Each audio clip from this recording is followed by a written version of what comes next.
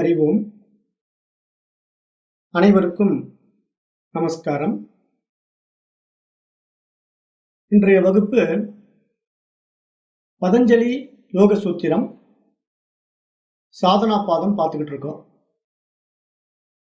இப்ப இந்த சாதனா பாதத்துல கடந்த வகுப்புல 18 சூத்திரங்கள் பார்த்து முடிச்சோம். இப்ப இன்றைய வகுப்புல 19வது சூத்திரம் பார்க்கலாம். விசேஷா விசேஷ லிங்க மாத்ரா லிங்காணி குணப்பர்வாணி. இந்த சூத்திரத்துல என்ன சொல்றாருன்னா, வரம்புள்ள வரம்பற்ற அருவ உருவ குணங்கள் 4 அப்படிங்கிறார். அதாவது நம்ம கடந்த வகுப்புல என்ன பார்த்தோம்? 3 குணங்கள் பார்த்தோம். சத்துவ குணம், ரஜோகுணம், தமோ குணம் அப்படின்ட்டு. இப்ப அந்த 3 குணங்களும் இப்ப 4 வழியில வெளிப்பட போகுது. அதைத்தான் இந்த சூத்திரத்துல சொல்றார்.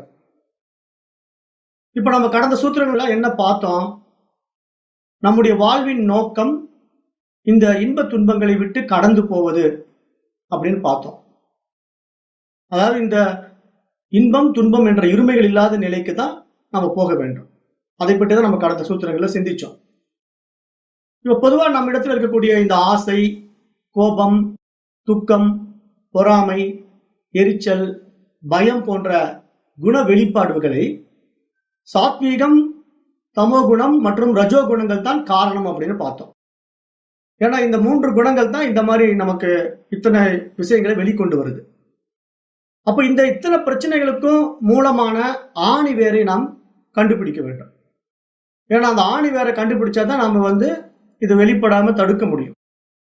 அப்ப அதற்காகத்தான் நம்ம இப்ப முயற்சி எடுத்துட்டு இருக்கோம். அந்த முயற்சியில நம்முடைய நோக்கம் என்ன?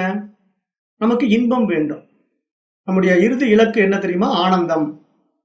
அப்ப ஒவ்வொருத்தரும் அந்த ஆனந்தத்தை அடைவதற்காகத்தான் பல வகையில முயற்சி பண்ணிட்டு இருக்கிறோம். அது நேற்றைய வகுப்புல நம்ம பார்க்கும்போது என்ன பண்ணணும்? ஒவ்வொரு பொருளின் பின்னாடியும் அந்த ஆனந்தம் ஒளிந்திருப்பது தெரியாம அந்த பொருளையே பிரதானமாக மனிதன் தேடி ஓடிக்கொண்டிருக்கின்றான். ஆனா அவனுடைய உண்மையான நோக்கம் ஆனந்தம் தான். ஆனா அந்த பொருளில் கிடைக்கும் என்ற எதிர்பார்ப்பினாலே ஏமாந்து போய் கொண்டிருக்கின்றான் அப்படின்னு நம்ம பார்த்தோம். அப்போ அது வெளி உலகில் உள்ள பொருள்களோ மற்றும் மனிதர்களிடத்திலோ இருந்துதான் நமக்கு கிடைக்கின்றது என்பதாக நாம் நினைத்துக் கொண்டிருக்கின்றோம். மேலும் அந்த புலன்களையும் மனதையும் செயல்படுத்துவது இந்த 3 குணங்கள் அப்படிங்கிறது நம்ம தெரிந்து கொண்டோம். சரி, இப்ப இந்த முக்குணங்களை பத்தி தெரிந்து கொள்றதுனால நமக்கு என்ன பலன்? இந்த 3 குணங்கள் நம்மை வழி நடத்துகின்றன என்பதை அறிந்து என்ன பிரயோஜனம் அப்படின்னு பார்த்தா, இப்ப நம்ம என்ன பண்ணிட்டு இருக்கிறோம்? ஒவ்வொன்றையும் கடந்து போயிட்டு இருக்கிறோம். அப்ப இந்த 3 குணங்களையும் கடந்து குணாதீதன் அப்படிங்கிற நிலைக்கு நம்ம போகணும். அடுத்த நிலை.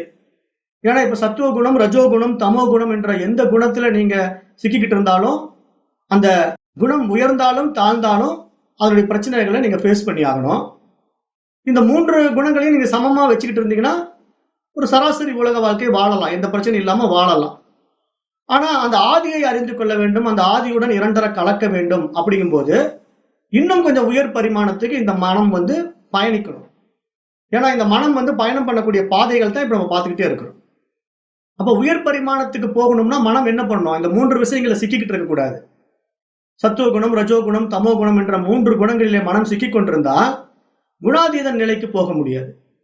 அப்ப அந்த நிலையை பற்றியும் நம்ம அடுத்த நிலைக்கு எப்படி உயர வேண்டும் என்பதை பற்றியும் இந்த சூத்திரம் இப்ப நமக்கு பேச போகுது. இப்ப நம்ம இடத்துல 3 குணங்கள் இருக்கின்றன. அவைகள் 4 விதங்களில் வெளிப்படுகின்றன அப்படிங்கிறாரு இந்த சூத்திரத்துல. அது எப்படின்னு பார்த்தோம்னா, விசேஷா, அவிசேஷா, லிங்க மாத்ரா, அலிங்காணி அப்படின்னு 4 மெத்தட்ல வெளிப்படுகின்றது. அதுதான் இந்த சூத்திரம். விசேஷா, அவிசேஷா, லிங்க மாத்ரா, அலிங்காணி, குணப்பர்வாணி அப்படின்னு இந்த சூத்திரம் சொல்லுது. அப்ப அது என்னன்னு ஒவ்வொன்றா பார்ப்போம். இப்ப விசேஷம்னா என்ன, அவிசேஷம்னா என்ன, லிங்க மாத்திரான்னா என்ன, அலிங்காணினா என்னன்னு ஒவ்வொன்றா பார்ப்போம். இப்ப முதல் நிலை என்னன்னா விசேஷா. இப்ப விசேஷான்னா ஒரு தனித்துவமான நிலை. அது அதாவது ஒரு வரம்புக்குள் இருக்கக்கூடிய ஒரு நிலைப்பாடு விசேஷா நிலை அப்படிங்கிறது. இப்ப அது குணத்தினுடைய அடிப்படையில் நம்ம பார்க்கறதுனால, இப்ப பொருள்களை பார்த்தோம்னு வச்சுக்கீங்களேன். இப்ப நாற்காலி, பேனா, டிவி, படுக்கை அப்படின்னு எத்தனையோ பொருள்களை நம்ம பார்க்கிறோம். இப்ப அந்த பொருள்கள் எல்லாம் அக்ரணி பொருள்கள், அதுக்கெல்லாம் உயிர் கிடையாது. அது அசைவற்று அப்படியே சும்மா அசையாம நிற்கும். அப்ப இங்க தனித்துவமான ஒரு பொருள் மாதிரி ஒரு வரம்புக்குள் இருப்பது போல மனிதன் ஜடப்பொருள் மாதிரி இருக்கிறான் அப்படின்னு நீங்க சொல்ல வர்றாரு பதஞ்சலி முனிவர். இந்த விசேஷா அப்படிங்கிற வார்த்தையில என்ன சொல்ல வர்றாருன்னா, தமோ குணம் மிகுந்து இருக்கும்போது மனிதன் ஒரு ஜடப்பொருள் போலவே இருக்கிறான் அப்படிங்கிறார். இப்ப நீங்களே பாருங்களேன், தமோ குணம் எப்ப நமக்கு மேலோங்கும்? நல்ல தூக்கத்துக்கு போகும்போது தமோ குணம் மேலோங்கிடும். ஆழ்ந்த தூக்கம் வந்து எப்ப வருதுன்னா தமோ குணம் மேலோங்கும் போது தூக்கம் வந்துடும். அப்ப ஆழ்ந்த தூங்கும் ஒருவனை பாத்தீங்கன்னா மரக்கட்டை போல படுத்துக்கிட்டு இருப்பான். அவனிடத்துல எந்த ஒரு உணர்ச்சியும் இருக்காது. இப்ப அவனும் எப்படி இருக்கிறான் பார்ப்பதற்கு? ஒரு பேனா நாற்காலி அப்படிங்கிற ஒரு பொருள் போல கிடப்பான். இப்ப பேனா நாற்காலி எல்லாம் எப்படி கிடக்குது அசைவு இல்லாமையும், அது மாதிரி தமோ குணத்தில் இருக்கக்கூடிய மனிதனும் அந்த ஜடப்பொருள் போலவே மாறிவிடுகின்றான் அப்படின்னு நீங்க சுட்டி காட்டுறாரு.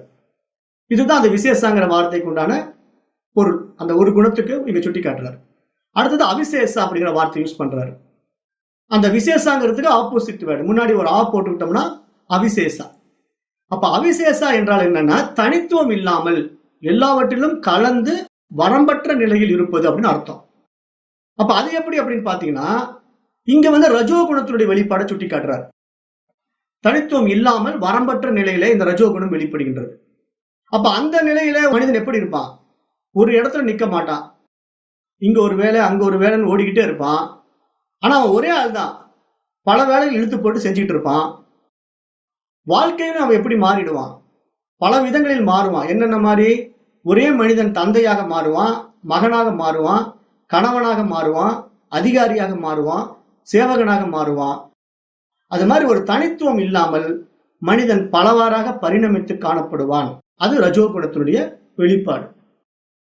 அப்ப ரஜோகுணம் மேலிடும் போது தன்னை தான் யார் என்று அறியாமல் செயலில் அதிக முக்கியத்துவம் கொண்டு அலைவான் அப்படின்னு நம்ம நல்லா தெரிந்து கொள்ளணும். இப்ப அந்த காலத்துல பாத்தீங்கன்னா அரசர்கள் போர் தொடுத்து இன்னொரு நாட்டை வந்து கைப்பிடித்துக் கொள்வார்கள், தன்னுடைய நாட்டுக்குள்ள கொண்டு வந்து விடுவார்கள். இதெல்லாம் ரஜோகுண வெளிப்பாடு. ஏன்னா பல அரசர்கள் வந்து மற்ற நாட்டின் மேல் ஏன் போர் தொடுக்கணும்? அவரை கொன்று அந்த நாட்டை பிடிக்க வேண்டிய அவசியம் எதற்காக இருக்கு? சந்தோஷமாக வாழத்தானே. ஆனா சந்தோஷமாக வாழணும்னா நாட்டை பிடிக்க வேண்டும் என்று என்ன யார் சொன்னது? அந்த மனசு என்ன பண்ணுதுன்னா, இருக்கிறது பத்துல இன்னும் நிறைய பிடிக்கணும், இன்னும் நிறைய தேடணும் அப்படின்ட்டு தன்னுடைய ராஜ்யத்துக்குள்ளே தன்னுடைய வாழ்க்கையை வாழ பிடிக்காமல் மற்றவர்களுடைய ராஜ்யத்தில் தலையிட்டு அவர்களையும் அபகரித்துக் கொண்டு தான் வாழ வேண்டும்ங்கிற தீய எண்ணங்களை கொண்ட அரசர்களும் இருக்கத்தான் செய்தார்கள். அப்ப இதெல்லாம் எப்படி வெளிப்பட்டது? ரஜோகுணத்தினுடைய வெளிப்பாடு அப்படின்னு நம்ம புரிந்து கொள்ளணும். இப்ப நவீன உலகத்துல ரஜோகுணத்தினுடைய வெளிப்பாடு எப்படி இருக்கு அப்படின்னு பாத்தீங்கன்னா, பெரிய பெரிய நிறுவனங்களில் வேலை செய்யும் சிலரை பாத்தீங்கன்னா தெரியும், இரவும் பகலும் ஓயாமல் வேலை வேலை என்று அலைந்து கொண்டிருப்பார்கள். எதற்காக அலைகிறார்கள்? அவர்களுக்கே தெரியாது. என்னவோ அந்த வேலை பிடித்திருக்கிறது, அதில் அப்படி ஒரு ஆர்வம், செய்து முடித்தால் அதில் ஒரு சந்தோஷம் அவர்களுக்கு. இப்ப நிறைய விஷயங்கள் பாருங்களேன். ஒருத்தன் மலை ஏறுவான், மலை ஏறுபவனை கேட்டு கேளுங்க, என்னங்க மலை எதற்காக ஏறுறீர்கள் அப்படின்னு கேட்டா தெரியாதும்பா. ஏன்னா அதனுடைய நோக்கம் அவனுக்கு தெரியாது. அவன் என்ன நாளைக்கு வந்து ஒரு ஒலிம்பிக்ல கலந்துக்க போறானா அப்படின்னா அதனால அவனுக்கு பெயரும் புகழும் கிடைக்குமானா அது பின்னாடி. இப்ப எனக்கு எந்த நோக்கம் இல்லை, நான் மலை ஏறிட்டு இருக்கேன் அப்படின்பா. அது மாதிரி ஓட்டப்பந்தயத்துல கலந்துட்டு இருக்கிறவங்களை கேட்டு பாருங்க, தெரியாதுன்னு தான் சொல்லுவாங்க. இது மாதிரி ஒவ்வொரு மனிதனும் ஒரு செயலை செய்வது எதற்காக என்று தெரியாமல் தான் செய்து கொண்டிருக்கின்றான். காரணம், அதிலே அவர்களுக்கு ஒரு மகிழ்ச்சி இருக்கிறது, அதனால் அதை செய்கின்றார்கள். அதற்கு காரணம் என்ன? ரஜோகுணத்தினுடைய வெளிப்பாடு அப்படின்னு நம்ம தெரிந்து கொள்ளணும். மூன்றாவது இதுல எதே சூத்திரத்தில் என்ன சொல்றாருன்னா லிங்க மாத்திரா அப்படிங்கிறாரு. இப்ப லிங்கம் என்றால் குறியீடுன்னு நம்ம தெரிஞ்சுக்கணும். லிங்க மாத்திரானா லிங்கம் என்றால் குறியீடு. அப்ப குறியீடுங்கிறது எங்கே வருது அப்படின்னா, இப்ப சாத்வீக குணம் மேலிடும் போது இந்த உடல் வந்து ஒரு குறியீடுக்கு ஒப்பீடாயிடும். இந்த உடலுக்கு பெயர் தான் இங்க குறியீடு. இந்த உடல், இதன் பெயர், இதன் நினைவுகள், இதன் உறவுகள் எல்லாம் அந்த சாத்வீக குணத்துல வரும்போது போய்விடும். அப்போ எப்படி நம்ம புரிஞ்சுக்கணும்? இப்ப நம்ம ஒரு ஊருக்கு போறோம். இப்ப அந்த ஊருடைய ஒரு நுழைவாயில் பாக்குறோம். வருக வருக சென்னை அப்படின்னு ஒரு நுழைவாயில் பாக்குறோம். உடனே அந்த பழகிய ஊர் ஆயிடுமானா கிடையாது. அந்த ஊருக்குள்ள நம்ம போகணும். ஆனா அது ஒரு குறியீடு. அப்ப அது மாதிரி இந்த உடல் சார்ந்த விஷயங்களை பாத்தீங்கன்னா பெயர், உறவு, நிறம், உயரம் அப்படின்னு பலவிதமான குறியீடுகள் நம்ம வச்சுக்கிட்டு இருக்கிறோம். அப்ப இந்த உடல் என்பது ஒரு குறியீடு அப்படிங்கிறது இங்க சுட்டி காட்டுறாரு. இப்ப அதனாலதான் மகான்கள் எல்லாம் என்ன பண்ணுவாங்கன்னா தங்களை உடலோடு சேர்த்து அடையாளம் காண மாட்டார்கள். அவர்கள் எப்படி ஊருக்கு பெயர் பலகை மாதிரி இந்த உடல் வந்து ஒரு பெயர் பலகை, ஊர் உள்ளே இருக்கிறது அப்படின்னு அவங்க தெரிஞ்சு வச்சிருப்பார்கள். இது வந்து சாத்வீகம் உச்சம் பெற்றால் அந்த ஒரு நிலைப்பாட்டுக்கு நம்ம போகலாம். அப்போ இந்த மூன்றும் மூன்று குணங்களும் உச்சம் பெற்றால் நிகழும் நிலைகள் தான் இந்த நிலைப்பாடு. ஆனா என்ன பிரச்சனைன்னா, இந்த மூன்றிலுமே இன்ப துன்பங்கள் உண்டு. சாத்வீகம் உச்சம் பெற்றாலும் சிக்கல் தான், அது வேறு விதமான சிக்கல். ஆனா இப்ப நம்ம எங்க போகணும்? இந்த மூன்று குணங்களையும் கடந்து குணாதீத நிலைக்கு நம்ம போக போறோம். அப்போ இங்க நான் என்பது இந்த நிலை இருக்கு பாருங்க, நான்கிற ஒரு அகங்கார நிலை, அது இந்த மூன்றுலயும் இருக்கும். சத்துவகுணம், ரஜோகுணம், தமோகுணம் என்ற இந்த மூன்றுலும் அந்த நான்ங்கிறது இருக்கும். அப்ப இந்த மூன்றும் சரியான விகிதத்தில் சேரும் போது அகங்காரம் கொஞ்சம் குறைந்து அடுத்த உயர் பரிமாணத்துக்கு போவதற்கான ஒரு வாசல் திறக்கும். அப்ப அந்த நிலைப்பாடு என்ன சொல்றாருன்னா அலிங்காணி அப்படிங்கிறாரு. குறியீடுகளுக்கு அப்பால் எந்த ஒரு குறியீடுமற்ற நிலை அது அப்படிங்கிறாரு. அதை குறித்து சொல்ல முடியாதுங்கிறார். அந்த நிலை எப்படிப்பட்டதுன்னு யாராலும் சொல்லவே முடியாது. அது எப்படி இருக்கும் என்று அதை குறித்து சொல்ல முடியாத ஒரு நிலை அப்படிங்கிறார். அந்த நான் என்ற அந்த நிலை, அந்த பேரறிவு பேருணர்வின் நிலை சொல்ல முடியாதுங்கிறார். ஒரு பாட்டு இருக்கு, தத்துவம் மறந்து தன்னையும் நான் மறந்து நல்லதும் கெட்டதும் நான் என்பதும் மறந்து பாவ புண்ணியத்தோடு பரலோகம் மறந்திடச் செய். இப்ப இந்த பாட்டு கேட்ட மாதிரி இருக்கா? வேற ஒண்ணும் இல்லை, கந்தகுரு கவசம். அப்ப நான் என்பது மறந்தால்தான் இது நமக்கு சாத்தியமாகும். அததான் இந்த கந்தகுரு கவசம் பாடுது. அதாவது நானற்ற நிலை. அந்த நானற்ற நிலை எப்படி? அனைத்தும் மறந்த இடம், எதுவும் தெரியாத நிலை அது. இதை பற்றி கந்தர் அலங்காரத்துல அருணகிரிநாதர் சொல்றாரு, வெளியில் விளைந்த வெறும் பாலை பெற்ற வெறும் தனியை. அருணகிரிநாதர் அப்படி அந்த பாடல திணறாரு. அப்படி ஒரு பாடல் அது, கந்தர் அலங்காரம் அப்படின்னு. அப்ப என்ன சொல்றாரு? வெளியில் விளைந்த பாலை.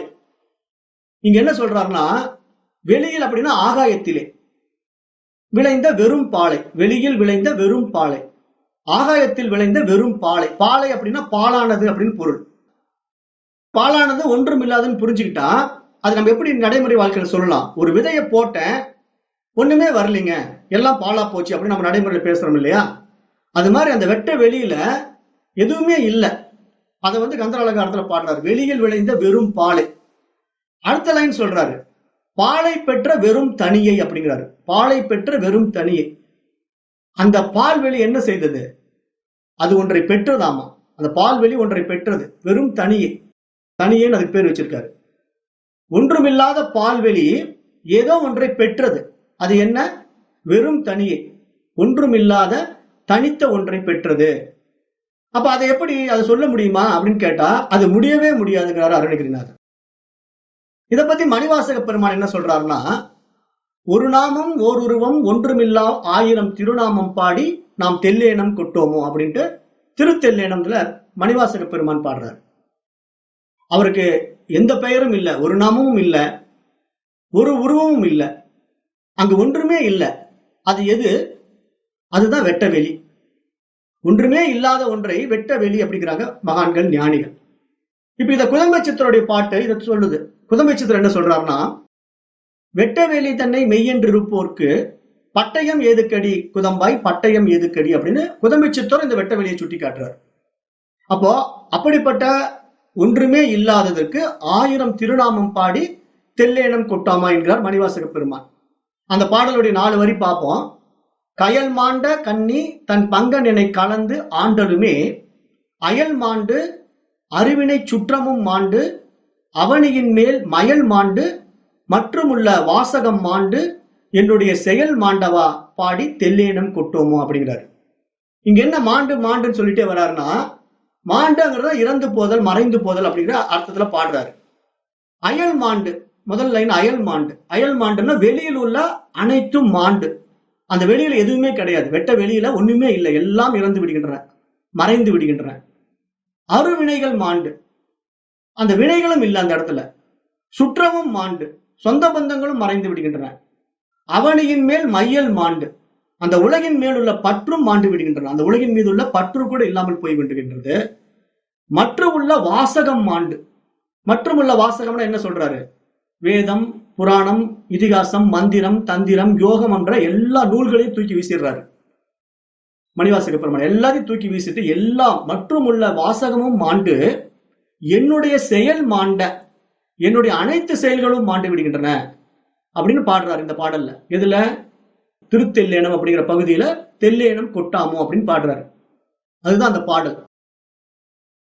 இப்ப இதுதான் அருணகிரிநாதர் பாடும்போது இன்னொரு முறையில சொல்றாரு, எல்லாம் அரையனை இழந்த நலம் சொல்லாய் முருகா சுரபூபதியே அப்படிங்கிறாரு. இவர் அனைத்தையும் இழந்த நலம் அப்படிங்கிறார் அருணகிரிநாதர். அப்ப இங்க நம்ம நல்லா யோசனை பண்ணி பார்த்தோம்னா அந்த வெட்ட வெளி நிலை தான் உண்மையான நிலை, அந்த பேரறிவு நிலை, பேருணர்வு நிலை. இப்ப அந்த நிலைக்குத்தான் நம்ம போகணும். அதுதான் உயர்நிலை, உயர் பரிமாணம். இப்ப மகான்கள் அனைவருமே இவைகள் அனைத்தையும் கடந்து போக வேண்டும் என்று திரும்ப திரும்ப சொல்லிக் கொண்டிருக்கின்றார். ஏன்னா இதெல்லாம் இருமைகளால் சூழப்பட்ட இந்த விஷயங்கள்ல நம்ம சிக்கி கொண்டிருக்கின்றோம். ஆனா இத பதஞ்சலி முனிவர் என்ன பண்றாரு தெரியுமா?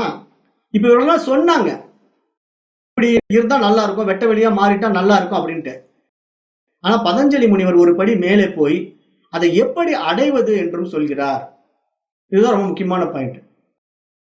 இப்ப இந்த ஞானிகளும் மகான்களும் அந்த வெட்ட வெளித்தன்மை எப்படி மெய்யென்று இருப்போருக்கு பட்டயம் ஏதுக்கடி குதம்பாய் பட்டயம் ஏதுக்கடின்னு சொல்லிட்டாங்க.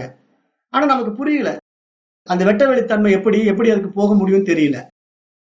மணிவாசக பெருமான் சொல்றாரு, இது மாண்டு அது மாண்டு இத்தனையும் மாண்டு போய் ஒன்றுமில்லாத நிலை அது அப்படிங்கிறாரு மணிவாசக பெருமான்.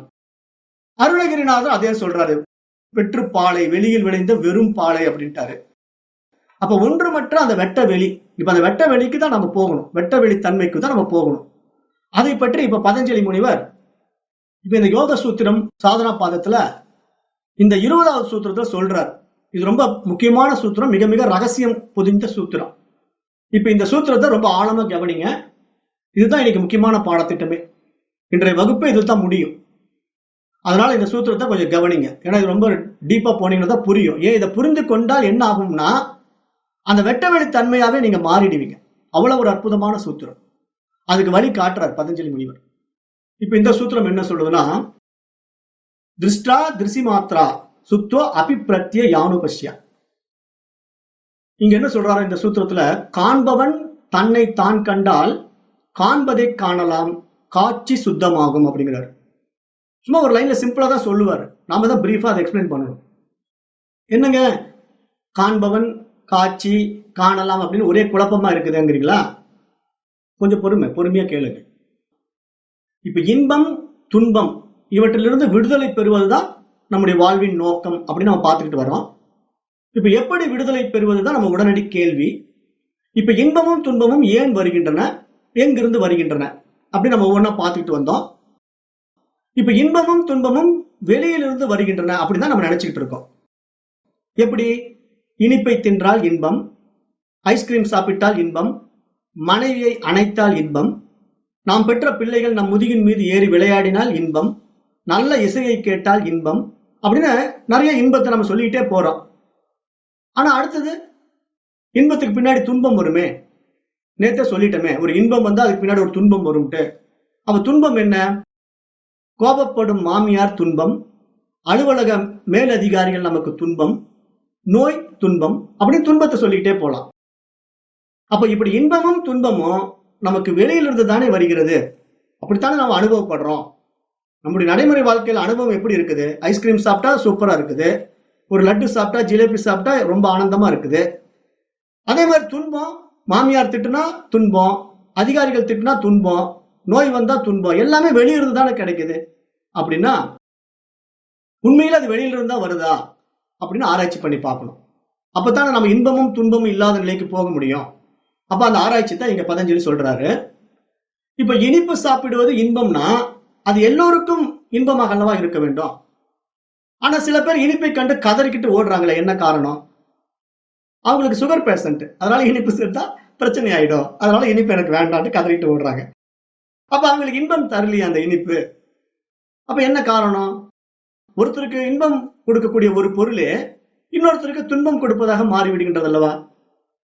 இப்ப காய்ச்சல் நாக்கு கசந்து கொண்டிருக்கிறவர்கிட்ட போய் ஒரு இனிப்பு கொடுத்து பாருங்க, அவங்களுக்கும் பிடிக்காது, இனிப்பு எனக்கு வேண்டாம் தான் சொல்லுவாங்க. ஒரு இன்பம் தரக்கூடிய ஒரு இனிப்பு பதார்த்தமே கால சூழ்நிலைக்கு ஏற்ற மாதிரி மாறி போய் என்ன சொல்லுது, அது துன்பத்தை கொடுப்பதாக மாறி விடுகின்றது. அது மனது அதை வெறுக்கிறது. இன்பம் என்ற ஒரு விஷயத்தை, அதே விஷயத்தை மனசு என்ன பண்ணுது, துன்பமாக பாவித்து வேண்டாம்ங்குது. இப்ப அலுவலகத்துல ஒரு பெரிய பிரச்சனை, ஆபீஸ்ல ஒரே பிரச்சனையா இருக்குது, பயங்கரமா பிரச்சனை ஓடிக்கிட்டு இருக்குது. அப்புறம் கம்பெனி மூடி விடுவார்களோங்கிற பயம், ஏன்னா அந்த அளவுக்கு டென்ஷன் டார்ச்சர் எல்லாம் இருக்கிற நேரம். கடன் வேற நிறைய இருக்குது வீட்டுல. அது இது இந்த கம்பெனி நம்பி ஹவுசிங் லோனு, வெஹிக்கிள் லோனு அப்படின்னு எல்லாம் வாங்கி வச்சுட்டோம். இந்த நேரத்துல திடீர்னு இரவு நேரத்துல மனைவி வந்து இன்பமா நம்மளை கட்டி அணைக்கிறான்னு வைங்களேன். இப்ப நமக்கு எப்படி இருக்கும்? எரிந்து விழத்தான் தோணும். எங்க உன் நேரங்காலம் தெரியலையா உனக்கு அப்படின்னு நமக்கு எரிந்து விழ தோணும். என்ன காரணம்? மனசு வந்து இப்போ டென்ஷன்ல இருக்குது. இப்ப நமக்கு வந்து கம்பெனி மூடிடுவார்களோ, கடன்ல எப்படி நம்ம அடைக்க போறோம் அப்படின்னு தெரியாத சூழ்நிலையில இந்த இன்பமே நமக்கு வேண்டாம் என்று நினைக்கக்கூடிய நிலைக்கு மனசு வந்து போயிடுச்சு. இந்த இன்பமும் துன்பமும் சூழ்நிலைக்கு ஏற்ற மாதிரி மாறிடுது. நம்ம ஒருத்தருதே தான் அந்த ஆசை. எப்ப நம்ம அதை இன்பமா நினைக்கிறோமோ அதையே இன்னொரு நேரத்துல துன்பமாக நினைக்கிறோம். அப்ப இதுல இருந்து என்ன தெரிகிறது அப்படின்னு பார்த்தா, இந்த வெளி உலகமும் நமது புலன்களும் ஒன்று சேரும் பொழுதுதான் இன்பமும் துன்பமும் உண்டாகின்றது என்பது நமக்கு தெரிகிறது. இன்பமும் துன்பமும் மனசு தான் அடையுது. ஆனா அந்த மனசு எதன் வழியில அடையுது? புலன்கள் வாயிலாக அந்த இன்பத்தையும் துன்பத்தையும் அடைகின்றது. ஆனால் அந்த புலன்கள் வாயிலாக அந்த இன்பத்தையும் துன்பத்தையும் அடைய வேண்டும் என்றால் அந்த புலன்கள் வந்து எதை போக்கஸ் பண்ணுது? வெளி உலகத்தை போக்கஸ் பண்ணுது, புறப்பொருள்களை போக்கஸ் பண்ணுது. அப்ப புறத்தில் இருக்கக்கூடிய ஒரு விஷயத்துல இன்பம் இருப்பதாக மனசு நினைக்குது. அதே பொருளில் மீண்டும் என்ன சொல்லுது? துன்பம் இருப்பதாக மனசு நினைக்குது. அப்ப இந்த மாதிரி ரெண்டு விஷயம் இந்த மனதினிடத்திலே இருக்கின்றது. ஆனால் உண்மை என்ன? இந்த இன்பமும் துன்பமும் வெளியில் இல்லை, நம்மிடத்தில் தான் இருக்கிறது அப்படிங்கிற ஒரு ஆழமான விஷயத்தையும் நம்ம இங்க புரிந்து கொள்ள வேண்டும். இன்பமும் துன்பமும் யாருக்குன்னு நீங்க ஆராய்ச்சி பண்ணி பார்த்தா புலன்களுக்கான்னு கேட்டா புலன்களுக்கும் கிடையாது. ஏன்னா அப்ப ஐஸ்கிரீம் சாப்பிட்டு என்ன நாக்கா மகிழ்ச்சி அடையுது, நல்ல படத்தை பார்த்து கண்ணா மகிழ்ச்சி அடையுது, இல்ல ஒரு நல்ல நறுமணத்தை நுகர்ந்து பார்த்தோடனே மூக்கா குசி ஆகுது? கிடையவே கிடையாது. அப்ப இங்க புலன்கள் வந்து அந்த இன்ப துன்பத்தை அனுபவம் ஆக்குவது கிடையாது. புலன்கள் வந்து செய்திகளை அனுப்புவதோடு சரி, இன்பமோ துன்பமோ அவைகளுக்கு கிடையாது. அப்படியானால் அது யாருக்கு அப்படின்னு கேட்டா அது நமது மனதிற்குத்தான் அப்படிங்கறத நம்ம நல்லா தெரிந்து கொள்ளணும். அதுல சந்தேகம் வரக்கூடாது. இப்ப உதாரணமா தூங்குறவனை போய் நீங்க பாருங்களேன், நல்லா தூங்கிட்டு இருக்கான் டீப்பா. அப்ப நீங்க வீட்டுக்குள்ள சாம்பிராணி புகை போடுறீங்க. அப்ப அது நல்ல ஒரு நறுமணத்தை கொடுக்கக்கூடிய ஒரு சாம்பிராணி புகை அந்த தூங்கிட்டு இருக்கக்கூடிய மூக்குக்குள்ள போய் வரும். ஆனாலும் அவருக்கு அந்த சாம்பிராணி புகையினுடைய ஸ்மெல் அவருக்கு தெரியாது. காரணம் என்ன? தூக்கத்துல அந்த புலன்கள் வேலை செய்வது கிடையாது, புலன்கள் அதை அனுபவிப்பது கிடையாது. அப்ப மூளை அனுபவிக்கிறதா அப்படின்னா மூளை வெறும் கருவிதான், மூளையை அதை அனுபவிப்பது கிடையாது. எல்லாமே அனுபவிப்பது மனதுதான். அதுதான் முக்கியமா நம்ம தெரிஞ்சுக்கணும்.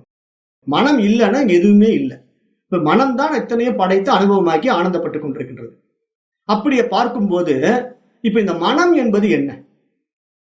அதற்கு ஒரு வடிவம் இருக்கிறதா? அது எங்கே இருக்கிறது அப்படின்னு நம்ம தெரிந்து கொள்ளணும் இல்ல? ஏன்னா இப்ப நம்முடைய இன்ப துன்பங்களுக்கான முடிச்சு அங்கதான் இருக்குது, மனசு கிட்டதான் இருக்குது. ஏன்னா நம்ம இன்பம் துன்பம் கடந்து போக வேண்டும் ஆசைப்படுறோம். அப்ப இன்பம் துன்பத்துக்கு உண்டான முடிச்சு எங்க இருக்குது? அந்த மனதின் இடத்தில் தான் இருக்கிறது. அது எப்படி? இப்ப பாருங்க, சத்துவம் ரஜஸ் தமஸ் என்ற முக்குணங்களும் சரியான விதத்தில் இருக்கும்போது நான் எனது என்பதை தாண்டி அந்த ஓரளவுக்கு நம்ம அந்த உயர்நிலைக்கு போவதற்கான ஒரு நிலையை நம்ம அடைகிறோம் அப்படின்னு ஏற்கனவே பார்த்தோம். அப்ப அப்படி பார்க்கும்போது நான் என்ற ஒரு நிலை வந்து எது அனுபவமாக்குது? அனுபவிப்பவன் யாருங்க? அந்த அனுபவம்ங்கிறது எப்ப இல்லாம போகும்? நான் என்ற ஒன்று இல்லாவிட்டால் அங்க அனுபவம் கிடையாது. அந்த அறிவனுடைய நிலைப்பாடு என்ன, இறைவனுடைய நிலைப்பாடு என்ன அப்படின்னா அங்க அனுபவமற்ற நிலை. இறைவனுக்கு எந்த அனுபவம் தேவையில்லை. ஆனா இங்க அனுபவிக்க ஆசைப்படுவதெல்லாம் எது? இந்த மனசு தான் ஆசைப்படுது. இந்த மனசுதான் நான் நான் அப்படின்ட்டு எதையாவது பிடிக்குது, அதை அனுபவமாக்குது. நான் அனுபவித்தேன், நான் அடைந்தேன் அப்படின்னு சந்தோஷமா வெளியே சொல்லிக்குது. அப்ப இங்க நானுங்கிற அந்த ஈகோ, அந்த அகங்காரம் மனதினுடைய வெளிப்பாடுங்கிறது நல்லா தெரிந்து கொள்ளணும். அப்ப இந்த மனசு தான் அனுபவிப்பவனாக இருக்கிறது. அப்ப இங்க நல்லா கவனிங்க, இதை எப்படி நம்ம புரிந்து கொள்ளணும் அப்படின்னா அந்த பாடத்திட்டத்துல இப்ப நம்முடைய வீடு இருக்கிறது, வீட்டிலே குளிர்சாதன வசதி இருக்கிறது, நல்ல சுகமான படுக்கை, இயற்கையான காற்றோட்டம் எல்லாம் இருக்குது. ஆனால் வீட்டில் யாருமே இல்லை. அப்ப அங்க என்ன நடக்கும்? அங்க அனுபவிப்பவன் இல்லாததினால் அனுபவம் என்ற ஒன்று அங்கு நிகழ்வதில்லை. எல்லா சௌகரியங்கள் இருக்கு வீட்டுல, ஆனா அந்த வீட்டுல யாருமே இல்லை அப்படிங்கும் போது அங்க அனுபவிப்பவன் ஒருத்தன் இல்லாததுனால அந்த வீட்டுல எந்த ஒரு மாற்றமும் இல்லாம அது அப்படியே கிடக்குது. போட்டது போட்ட மாதிரி அந்த பொருள் இருக்கு, ஏசி அப்படியே கிடக்குது, அந்த சுகமான பெட் அப்படியே கிடக்குது, வீடு அப்படியே இருக்குது. அங்க யாருக்கும் எந்த அனுபவம் நிகழவே இல்லை. அப்ப இதுல நம்ம என்ன புரிந்து கொள்ளணும்? ஒரு அனுபவம் நடைபெற வேண்டுமானால் அங்கே அனுபவிப்பவன் ஒருவன் இருக்க வேண்டும். இங்கதான் ரொம்ப ஆழமா நீங்க புரிந்துக்கணும். ஏன்னா இப்ப நமக்கு என்ன அனுபவம் வேணும்? இறை அனுபவம் வேணும். இப்ப அதை பத்தி நம்ம பேசிக்கிட்டு இருக்கிறோம். அப்ப இங்க அனுபவம் நடைபெற வேண்டுமானால் அங்கே அனுபவிப்பவன் ஒருவன் இருக்க வேண்டும். இப்போது நம்முடைய நோக்கம் என்ன? அந்த ஆதியை, இறைவனை அனுபவமாக்க வேண்டும். அதுதானே நம்முடைய நோக்கம். நம்ம இறைவனை அனுபவமாக்க முடியல, இறைவன் எங்க இருக்கான்னு தெரியல, இறைவனை கண்டுபிடிக்கவே முடியல, ஆனா அவர்கள் பார்த்த இவர்கள் பார்த்தேன்னு சொல்றாங்களேன்னு துடிச்சுக்கிட்டு இருக்கிறோம்.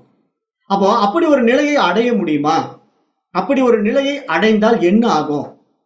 அதைதான் இப்ப பார்க்க போறோம். இப்போ இங்க நான் என்று கூறிக்கொண்டு அந்த சூக்ஷ்ம மனம் என்ன பண்ணுது தெரியுமா? இந்த ஸ்தூல உடலின் உள்ள புலன்களின் வாயிலாக அனைத்தையும் அனுபவமாக்கி கொண்டுள்ளது. இந்த மனசு தான் என்ன பண்ணுது? சூக்ஷ்ம மனசு இந்த ஸ்தூல உடல் எடுத்து வந்து இந்த உடலில் உள்ள புலன்களின் வாயிலாக ஒவ்வொன்றையும் அனுபவமாக்கி கொண்டிருக்கின்றது. அப்ப இதுல அனுபவிக்கப்படுகின்ற பொருள்கள் எது? நம்ம வெளியே பார்க்கிற பொருட்கள் தான். வீடு, சுகமான படுக்கை, நல்ல குளிர்சாத வசதியோட கூட ஒரு இடம், இதெல்லாம் வெளியில் இருக்கக்கூடிய ஒரு விஷயங்கள், சமாச்சாரங்கள். அப்ப இதெல்லாம் அனுபவிக்கப்படும் பொருட்கள். அப்ப அனுபவிப்பவன் யார்? அதையெல்லாம் இந்த மனசு தான். அப்ப அனுபவிக்கப்படும் பொருள் வெளியே இருக்குது, அனுபவிப்பவன் மனம் இருக்கிறது. அப்ப அனுபவம்ங்கிறது என்ன? அனுபவம்ங்கிறதாவது தெரியணும் இல்லையா நமக்கு? அனுபவம் என்பது என்னவென்றால் சுகம், ஆனந்தம், இன்பம். இதைத்தான் மனசு ஆசைப்படுது. மனசுக்கு என்ன அனுபவம் தேவை? ஆனந்தம் தேவை, இன்பம் தேவை, சுகம் தேவை. அப்ப இந்த சுகத்தை அடைவதற்காக மனசு என்ன பண்ணுதுன்னா அனுபவிப்பவனாக மாறி அனுபவிக்கப்படுகின்ற பொருட்களின் மீது ஆசைப்படுகின்றது. அதை அடைந்தால் எனக்கு சுகம் கிடைத்துவிடும், இதை அடைந்தால் எனக்கு சுகம் கிடைத்துவிடும் அப்படின்ட்டு இந்த மனசு புறத்தில் உள்ள பொருட்களை சுகம் என கருதுகின்றது. அப்படி கருதி கொண்டு அதை அனுபவிக்கப்படும் பொருளாக பாவித்துக் கொண்டு அதில் சுகத்தை தேடுகின்றது. ஆனால் என்ன ஆயிடுது? உண்மை என்ன நடக்குது? சில நாட்களிலேயே அந்த சுகம் அலுப்பு தட்டி விடுகிறது. அதனால மனசு என்ன நினைக்குது? அடுத்த ஒரு புதிய சுகத்தை நாடுகின்றது. இந்த மனதனுடைய இயல்பு அதுதானே. மனதிற்கு வந்து நீங்க என்ன வேணா கொடுத்து பாருங்க, திருப்தி அடையாது. அப்போதைக்கு திருப்தி அடையும், திருப்பி ஒரு நாள்லயோ ஒரு வாரத்திலயோ ஒரு மாசத்திலயோ அந்த பொருள் அதுக்கு அலுப்பு தட்டிவிடும். உடனே அடுத்த பொருளை நாடும், அடுத்த விஷயத்தை நாடும். இதுதான் மனதனுடைய சுபாவம், மனதனுடைய இயல்பு. இதை யாராலும் மாற்ற முடியாது. அப்ப இப்படியே போயிட்டு இருந்தா இது எப்பதான் நிற்கும்? என்றுமே மனதை திருப்திப்படுத்தி அது எதிர்பார்க்கும் பூரண திருப்தியை, சுகத்தை, பேரானந்தத்தை புறப்பொருட்களின் வாயிலாக கொடுக்கவே முடியாது. அதை நல்லா புரிந்து கொள்ளணும். நம்ம வெளிப்பொருட்கள்ல இருந்து மனதை திருப்திப்படுத்திடலாம், மனதை சந்தோஷப்படுத்திடலாம்னா நடக்கவே நடக்காது. காரணம் என்னன்னா அந்த பொருளை அனுபவிக்கும், ஒரு வாரம் அனுபவிக்கும், ஒரு மாசம் அனுபவிக்கும், அப்புறம் தூக்கி போட்டு வேற ஒண்ணு வாங்கும். திருப்தி கிடையாது, அதுல அடுத்த விஷயத்துக்கு தாவிக்கும். இப்ப அந்த மாதிரி ஆன்மீக வாழ்க்கை என்பது இந்த புற வாழ்க்கை மாதிரியா? கிடையாது. அது அப்படி அல்ல. ஏன்னா அது ஒரு பூரண திருப்தியை எதிர்நோக்கி போகக்கூடிய வாழ்க்கை முறை. இப்ப லௌகீக வாழ்க்கை முறை வந்து இந்த புற விஷயங்கள்ல மாறி மாறி இருக்கும். ஆனா ஆன்மீக வாழ்க்கையினுடைய நோக்கம் என்னவா இருக்கு? ஒரு பூரண இன்பம், பூரண திருப்தி, அதுதான் நமக்கு தேவைப்படுது. அப்போ அந்த நிலைக்கு நம்ம எப்படி போறதுன்னு பார்க்கணும் இல்லையா? அதுதான் இப்ப பார்க்க போறோம். இப்ப ஆன்மீக வாழ்க்கையில் நாம் அனுபவிக்க ஆசைப்படும் பொருள் எது? இறைவன். இப்ப இறைவனை தான் நம்ம அனுபவிக்க ஆசைப்படுறோம். அந்த இறைவனை அனுபவிக்க ஆசைப்படுவது எது? மனது. அதே மனசு தான். இப்ப புறப்பொருட்கள் மீது எப்படி எனக்கு டிவி வாங்கணும், எனக்கு ஃப்ரிட்ஜ் வாங்கணும், எனக்கு மொபைல் போன் வாங்கணும்னு ஆசைப்படுற மனசு தான் இங்க இறைவனையும் நான் பார்க்கணும், இறைவனோட பழகணும், இறைவனோட இரண்டரை கலக்கணும் அப்படின்னு ஆசைப்படுது. அதுவும் இதே மனசு தான். அப்ப அந்த இறைவனை அனுபவிப்பதால் அந்த மனதிற்கு என்ன கிடைக்கணும்? ஆனந்தம் கிடைக்க வேண்டும். ஏன்னா மனதினுடைய நோக்கம் என்ன? இறுதி லட்சியம் என்ன? இலக்கு என்ன? மனதிற்கு இன்பம் தான். அந்த இன்பம் மட்டும்தான் அதுக்கு தேவை. அப்ப அது எதுல கிடைச்சாலும் இன்பத்தை அடையுதான்னா எதுலையுமே அது இன்பத்தை அடையிறது இல்லை. கிடைக்கும் போது அடைஞ்ச மாதிரி சொல்லும், ஆனா கொஞ்ச நாள் அது சலிச்சு போய் அலுப்பு தட்டி போய் என்ன பண்ணும்? தூக்கி எறிஞ்சிடும். அப்ப இதுதான் மனதனுடைய சுபாவம். அப்ப இறைவனுடைய நிலைமை என்ன ஆகும்? அதைத்தான் இப்ப சொல்றார் பதஞ்சலி. அந்த இறைவனை அனுபவிப்பதால் அந்த மனதிற்கு கிடைக்க வேண்டிய ஆனந்தம் வருமா? இப்போ அவ்வாறு அனுபவிப்பவனாகிய மனதை பொறுத்த வரைக்கும் புதிய புதிய அனுபவத்திற்கு ஆசைப்பட்டு கொண்டு அடிக்கடி அனுபவிக்கப்படும் பொருள்களை மாற்றிக்கொண்டே இருக்கும். ஏன்னா ஒரு பொருளை மாத்திட்டு இருக்கிற மாதிரி எல்லாத்தையும் மாத்தி மாத்தி புதுசு புதுசா அனுபவிக்க ஆசைப்படுவதுதான் மனதனுடைய இயல்பு. அப்ப அதன் காரணமா தான் இப்ப என்ன நடக்குது தெரியுமா? இப்ப இந்த உருவத்தில் உள்ள கடவுள் இருக்கு பாருங்க, அதை மாத்திக்கிட்டே இருக்கு இந்த மனசு.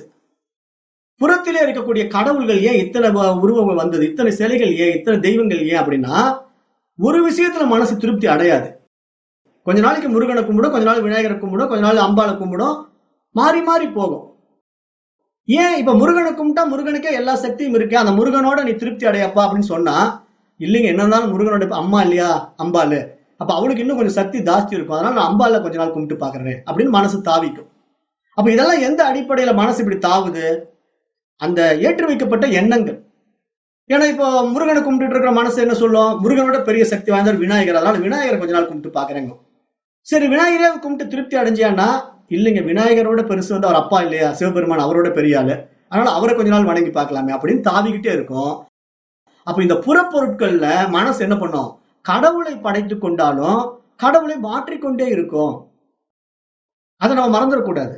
இதுதான் முக்கியமான விஷயம். ஏன்னா நம்ம தேடுறது கடவுள், நம்ம பார்க்க விரும்புவது, அடைய விரும்புவது, ஆனந்தப்பட வேண்டிய விஷயம் கடவுள். அப்ப இந்த கடவுளை புறப்பொருட்களை படைத்தா என்ன ஆகும்? இதுதான் கடவுளுடைய கதி. அப்ப கடவுளை மாற்றிக்கொண்டே இருக்கும். அது மாதிரி கடவுளை அடைய வேண்டிய பயிற்சிகள் எப்படி, அதையும் மாத்திக்கிட்டே இருக்கும் இந்த மனசு. இந்த மனசு என்ன பண்ணும்னா, இந்த பயிற்சி பண்ணா இது நல்லா இருக்குது கொஞ்ச நாள் பண்ணும், திருப்பி உடனே என்ன பண்ணும், இந்த பயிற்சியில எனக்கு அவ்வளவு திருப்தி வரல, அந்த பயிற்சி பண்ணி பார்க்கலாம், ஏன்னா இதை விட அது பயங்கரமா இருக்குன்னு சொல்லியிருக்காங்க, அதனால அதை கொஞ்ச நாள் பண்ணலான்ட்டு அதை பண்ணும். அதை ஒரு 2 மாசமா 3 மாசமா பண்ணிட்டு ஒரு மாற்றமும் நடக்க மாட்டேங்குது, நான் இன்னும் கொஞ்சம் பெட்டர் பயிற்சி ஏதாவது இருந்தா கத்துக்கிட்டு வரேன், யார்கிட்ட போய் தீட்சை வாங்கிட்டு வரேன்ட்டு வெளியே கிளம்பிடும். அப்ப இது மாதிரி இந்த ஆன்மீக வாழ்க்கையில மனசு என்ன பண்ணுதுன்னா, கடவுளையும் படைத்துக் கொண்டு பயிற்சிகளையும் படைத்துக் கொண்டு அவைகளை மாற்றி மாற்றி செய்து கொண்டே இருக்கும், ஒன்றில் திருப்தி படவே படாது. இப்ப இதுல பிரச்சனை என்னன்னா, அந்த இறைவனையும் புறப்பொருள்மாலேயே மனசு பார்க்க ஆரம்பிக்கிறதுனால, சரி ஒரு நாள் இறைவன் என்ன பண்றாரு, இந்த மனம் எதிர்பார்க்கிற உருவத்துல காட்சி கொடுத்துறாருன்னு வச்சுக்கலாம். மனசு வந்து ஒரு உருவகப்படுத்திக்குது, முருகன் மாதிரி எனக்கு கடவுள் வேணும், நான் முருகனை விடாம கும்பிட்டு இருக்கிறேன் அப்படின்ட்டு முருகனையே விரும்பிட்டு இருக்குது. ஒரு நாள் முருகன் வடிவத்துல வராரு, உருவத்துல வராரு, வந்து என்னை பார், என் அழகை பார் அப்படின்னு அவன் முன்னாடி தரிசனம் கொடுக்கிறார் அந்த பக்தன் முன்னாடி. இப்ப அந்த மாதிரி தரிசனம் கொடுத்த உடனே உருவத்தில் முருகன் வந்து விட்டார். இப்ப என்ன ஆகும் தெரியுமா மனசுக்கு, அட நீ இப்படித்தான் இருக்கியா, நான் என்னமோ உன்னை பத்தி பெருசா கற்பனை பண்ணிட்டு இருந்தேன், கடைசியில் நீ என்ன இப்படி ஒண்ணுமே இல்லாம அம்மானத்தோடு வந்து நிக்கிற, அப்ப பழனி மலையில பார்த்தது உண்மைதான் போல் இருக்குது, நான் என்னமோ நீ ராஜ அலங்காரத்துல வருவேன்னு நினைச்சேன் அப்படின்னு மனசு எதையாவது சொல்லிட்டு கொஞ்ச நாள் என்ன பண்ணும், அந்த உருவத்தின் மேல ஒரு அலுப்பு தட்டின உடனே சரி சரி உன்னை பார்த்தது போதும், இன்னும் வேற ஏதாவது கடவுள் எனக்கு கிடைக்கிறாரா பாக்குறேன்னு சொல்லிட்டு மாத்தி விட்டுடும். அப்படி ஒரு நிலைமை கடவுளுக்கு வருமா? அப்படி கடவுள் ஒரு நாள் தரிசனம் கொடுப்பாரா? யோசனை பண்ணி பாருங்க. ஏன்னா இந்த மனம் கற்பித்துக் கொண்ட இந்த விஷயத்துல கடவுளை எதிர்பார்த்ததுன்னா, இவன் ஆசைப்படுறான்ட்டு கடவுள் முருகன் ரூபத்துல வந்து இவனுக்கு தரிசனம் கொடுத்தா அது முருகனுக்கே இழுக்கல்லவா? யாருமே அப்படி இறைவன் வந்து தரிசனம் கொடுக்க மாட்டான், என்றுமே அது நடக்காது. அப்படி ஒரு நிலை கடவுளுக்கு வரவும் வராது, என்றுமே அது மாதிரி இறைவனுக்கு ஒரு நிலை வரவும் வராது, அந்த மாதிரி ஒரு தரிசனம் யாருக்குமே கிடைக்காது. இதை நீங்க நன்றாக யோசித்து பார்க்க வேண்டும். அப்ப மனம் என்ற ஒன்று இருக்க வேண்டுமானால் அது எதையாவது பற்றி கொண்டுதான் இருக்க முடியும். எதையும் மனம் பற்றவில்லை என்றால் என்னவாகும்? மனம் எதையுமே பற்றலாம் என்ன ஆகும்? அந்த மனமற்ற நிலையில் தூய அறிவு பிரகாசிக்கும். இதுதான் முக்கியமான பாயிண்ட். அந்த மனமற்ற நிலையிலே தூய அறிவு பிரகாசிக்கும். அப்ப மனம் எதையும் பற்றாத நிலை நமக்கு உண்டாகும் போதுதான் நம்முடைய அறிவு பிரகாசிக்க ஆரம்பிக்கும். அப்ப அந்த தூய அறிவின் மீதுதான் அனைத்தையும் இந்த மனம் ஏற்றி வைத்துக் கொண்டு தான் இருப்பதாகவும் தனக்கு வேறாக இந்த உலகம் இருப்பதாகவும் பாவித்துக் கொள்கிறது. ஆக இந்த உலகம், உலக பொருட்கள் மற்றும் உருவ கடவுள்கள் என்பது இந்த மனதினால் தோன்றி மறையும் ஒரு மாயத் தோற்றம் அப்படின்னு மகான்கள் சொல்றாங்க. உடனே என்ன சொல்றான், அட போங்கப்பா, உங்களால கடவுளை பார்க்க முடியல, கடவுள் யாருன்னு உங்களுக்கு தெரியல, அதனால நீங்க என்ன சொல்றீங்க, அந்த மாயத் தோற்றம் மாயன்னு புருடா விட்டுட்டு இருக்கீங்களா அப்படின்னு கேட்கிறவங்க நிறைய பேர் இருக்காங்க. அப்புறம் நிறைய பேர் என்ன சொல்றாங்க, உங்களுக்கு வேண்டுமானால் கடவுளை பார்க்க முடியாம போலாம், கடவுள் அனுபவம் உங்களுக்கு இல்லாம இருக்கலாம், ஆனால் எத்தனை எத்தனை சித்தர்கள் கடவுளை கண்டிருக்கின்றார்கள் தெரியுமா? இப்போது கூட எனக்கு தெரிஞ்ச ஒரு சாமியாரு கடவுளை பார்த்திருக்கிறார், அவர் கடவுளிடம் பேசுகிறார், அடிக்கடி அந்த கடவுளிடம் அவர் பேசுவதை நானே பார்த்திருக்கிறேன், ஆனால் என்னுடைய கண்களுக்கு அந்த கடவுள் தெரியவில்லை. சாமி எனக்கு அவரை கடவுளை கண்ணுல காட்டி கொடுங்கன்ட்டு அதே சாமியார்கிட்ட நான் கெஞ்சினேன். அவர் என்ன சொல்றார், உனக்கு இன்னும் அந்த பக்குவம் வரவில்லை, நீ அதற்கான பக்குவத்தை அடைந்த பொழுதுதான் உனக்கும் கடவுள் தரிசனம் தருவார். ஆனால் எனக்கு மட்டும்தான் தரிசனம் கொடுத்துக் கொண்டிருக்கின்றார், நான் அவரோடு பேசிக் கொண்டிருக்கின்றேன் அப்படின்னு சாமியார்கள் இருக்கிறார்கள். அது உண்மைத்தான் என்று நம்பிக்கொண்டிருக்கின்ற மனித கூட்டமும் இருக்கத்தான் செய்கிறது. இப்ப இவர்களெல்லாம் என்ன நம்ம சொல்றது? சித்தர்கள் கடவுளை பார்த்தார்கள் அப்படின்னு ஒரு நம்பிக்கையில ஒருத்தன் வாழ்றான்னா அவனுக்கு சித்தர்னா யாருன்னே தெரியலன்னு சொல்லுவேன் நான். ஏன்னா சித்தர்கள் என்பது சித்தை உணர்ந்தவர்கள், அறிவை உணர்ந்தவர்கள், அவர்தான் சித்தர்கள்னு சொல்ல முடியும். சித்தனா அறிவு, சித்தர்கள் என்றால் அறிவை உணர்ந்தவர்கள், அறிவை அறிந்தவர்கள் தான் சித்தர்கள். அப்போ அந்த அறிவை எப்படிப்பட்டதுன்னு தெரிந்து கொண்ட ஞானிகளை தான் சித்தர்கள் சொல்லுமே தவிர, எங்கேயோ உருவத்தில் கடவுள் வந்தாரு, அந்த கடவுளை வணங்கிட்டார் சித்தர் அப்படின்னு நம்ம ஒரு கற்பனையா ஏற்றி வைத்துக் கொண்ட எண்ணங்களை சிக்கிட்டு இருக்கிற வரைக்கும் என்றைக்குமே நம்ம கடவுளை தரிசனம் பண்ண முடியாது. காரணம் என்ன? நம்முடைய உருவத்தில் கடவுள் வரமாட்டார், வந்தா அவருக்கு அது இழுக்கு. ஏன்னா நம்ம அப்படிதான் பண்ணிடுவோம், கடவுளை அவமானப்படுத்திடுவோம். உருவத்துல கடவுள் வந்தா நம்ம என்ன பண்ணுவோம்? செல்போன் வாங்கி இந்த போன் வந்து அவுட் ஆஃப் டேட் ஆயிடுச்சு, எனக்கு பிடிக்கல, அடுத்த கான்ஃபிகரேஷன் வந்துருச்சு அப்படிங்கிற மாதிரி கடவுளை பார்த்து சலிச்சு போச்சு, இன்னும் வேற மாடல்ல பார்க்கணும் அப்படின்பா மனுஷன். அப்ப கடவுள் உருவத்துல வந்தா கடவுளுக்கு அது இழுக்கு. அப்ப அதனால கடவுள் அப்படி வரமாட்டார். சித்தர்களும் அப்படி கடவுளை பார்க்க மாட்டாங்க, பார்க்க நினைக்க மாட்டார்கள். காரணம் என்ன? உருவத்துல எந்த பொருள் வந்தாலும் அது நிலைக்குமா? யோசனை பண்ணி பாருங்க. இப்ப செல்போன் வருது, டிவி வருது, எத்தனையோ உருவத்துல பொருட்கள் வருது, அதெல்லாம் நிலையா நிக்குதா? ஒரு நாள் அழிந்து போகின்றது. மனித உடல் கூட ஒரு நாள் அழிந்து போகின்றது. இங்க யாருமே வந்தது எதுவுமே நிற்பது கிடையாது, உருவத்தில் வந்த எதுவுமே நிற்பது கிடையாது. அப்ப கடவுள் உருவத்துல வந்தா அழிஞ்சு போயிட மாட்டாரா? அப்ப கடவுள் உருவத்தில் வருவாரா? வரவே மாட்டார். அப்ப கடவுள் யார்? கடவுளுடைய உண்மை தன்மை என்ன? அவரை நான் எப்படி அறிந்து கொள்வது? அதுதானே நம்முடைய நோக்கம். அதைத்தானே நம்ம சரியா பிடிக்கணும். அப்ப சரியான பாதையில் போனால் தானே நம்ம செய்ய முடியும். கண்ட விஷயங்களை மனதில் ஏற்றி வைத்துக் கொண்டு கடவுள் இப்படி இருப்பார் அப்படி இருப்பார் கற்பனையிலே வாழ்க்கை ஓட்டுனா இதுதான் மனதின் சலனங்கள், மனதின் கிளேசங்கள் அப்படின்ட்டு பதஞ்சலி அடிச்சுக்கிறார். பாவம், ஓயாம அடிச்சுக்கிட்டு இருக்காரு ஒவ்வொரு சூத்திரத்திலையும். இன்னும் சிலர் என்ன சொல்றாங்க, அந்த கடவுளை கண்களால் காண முடியாவிட்டாலும் கூட அந்த கடவுள் எப்படி சிலர் உடம்பில் வந்து சாமி ஆடுகிறார், பலருக்கு குறி சொல்கிறார், அது கடவுளும் பேயும் மனித உடலுக்குள்ளே வந்து போவார்கள் அப்படிங்கிற நம்பிக்கை கொண்டவர்கள் இருக்கிறார்கள். நிறைய பேருக்கு கடவுளும் பேயும் மனித உடம்புல வந்து போவாங்கிற நம்பிக்கை இருக்கு. அது அவர்களுடைய நம்பிக்கை. அப்ப அந்த நம்பிக்கையில என்ன பண்றான்? ஒருத்த மனநோயாளியா மாறி பேய் வருதுன்னு பயந்துகிட்டு அப்படியே கண்ட சட்டையை கிழிச்சுக்கிட்டு முடியை இழுத்துக்கிட்டு இருக்கிறான். அவங்ககிட்ட பேய் வந்துருச்சுன்னு சொன்னா அது இவனுடைய அறியாமை, அவனுடைய அறியாமை. அதை நம்ம ஒண்ணும் செய்ய முடியாது. ஏன்னா அப்படிப்பட்ட மனிதர்களை நம்ம மாற்றவும் முடியாது. இப்ப நம்ம அவர்களை மாத்திரம் நம்ம இங்க வரல. இப்ப இங்க ஆத்ம ஞானத்தை அடைந்து அந்த அறிவுடன் இரண்டர கலக்க வேண்டும், அந்த இறைவனுடன் இரண்டர சேர வேண்டும், அந்த ஆதியுடன் சமமாக வேண்டும் ஆசைப்படுகின்ற ஆத்ம சாதகர்களுக்கான பாடத்திட்டம் இது. அப்ப இதை நம்ம என்ன புரிந்து கொள்ளணும்?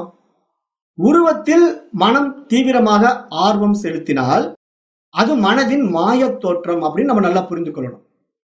அப்ப இதைதான் ஆங்கிலத்துல என்ன சொல்லுவோம்? ஹாலுசினேஷன் அப்படிம்போம். ஏன்னா இல்லாததை இருப்பது போல காட்டும் தோற்றம், இது மனதின் மாயை அப்படின்னு நீங்க புரிந்து கொள்ளணும். அப்ப அப்படி புரிந்து கொள்ளும் போது கடவுள் என்பவர் வந்து போகின்ற புறப்பொருள் ஆகிவிட்டால் அவரும் ஒரு நாள் இந்த புறப்பொருட்கள் அழிவது போல அழிந்து விடுவார். அப்படி அழியக்கூடியவர் எப்படி கடவுளாக இருக்க முடியும்?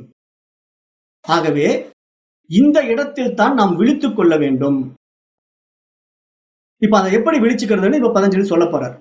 இது ரொம்ப முக்கியமான பாயிண்ட், ரொம்ப ஆழமா கவனிங்க, கான்சென்ட்ரேஷன் பண்ணி கேளுங்க. எப்படி நம்முடைய கண்களை கொண்டுதான் நாம் எல்லாவற்றையும் பார்க்கிறோம். ஆனால் அதே கண்களை கொண்டு நம் கண்களையே நாம் பார்க்க முடியுமா? நம்ம இடத்துல இருக்கக்கூடிய கண்கள் அப்படிங்கிற ஒரு புலனை வச்சுக்கிட்டு இந்த உலகத்துல அத்தனையும் நம்ம பார்க்கிறோம். சூரியனை பார்க்கிறோம், சந்திரனை பார்க்கிறோம், செல்போனை பார்க்கிறோம், டிவியை பார்க்கிறோம்.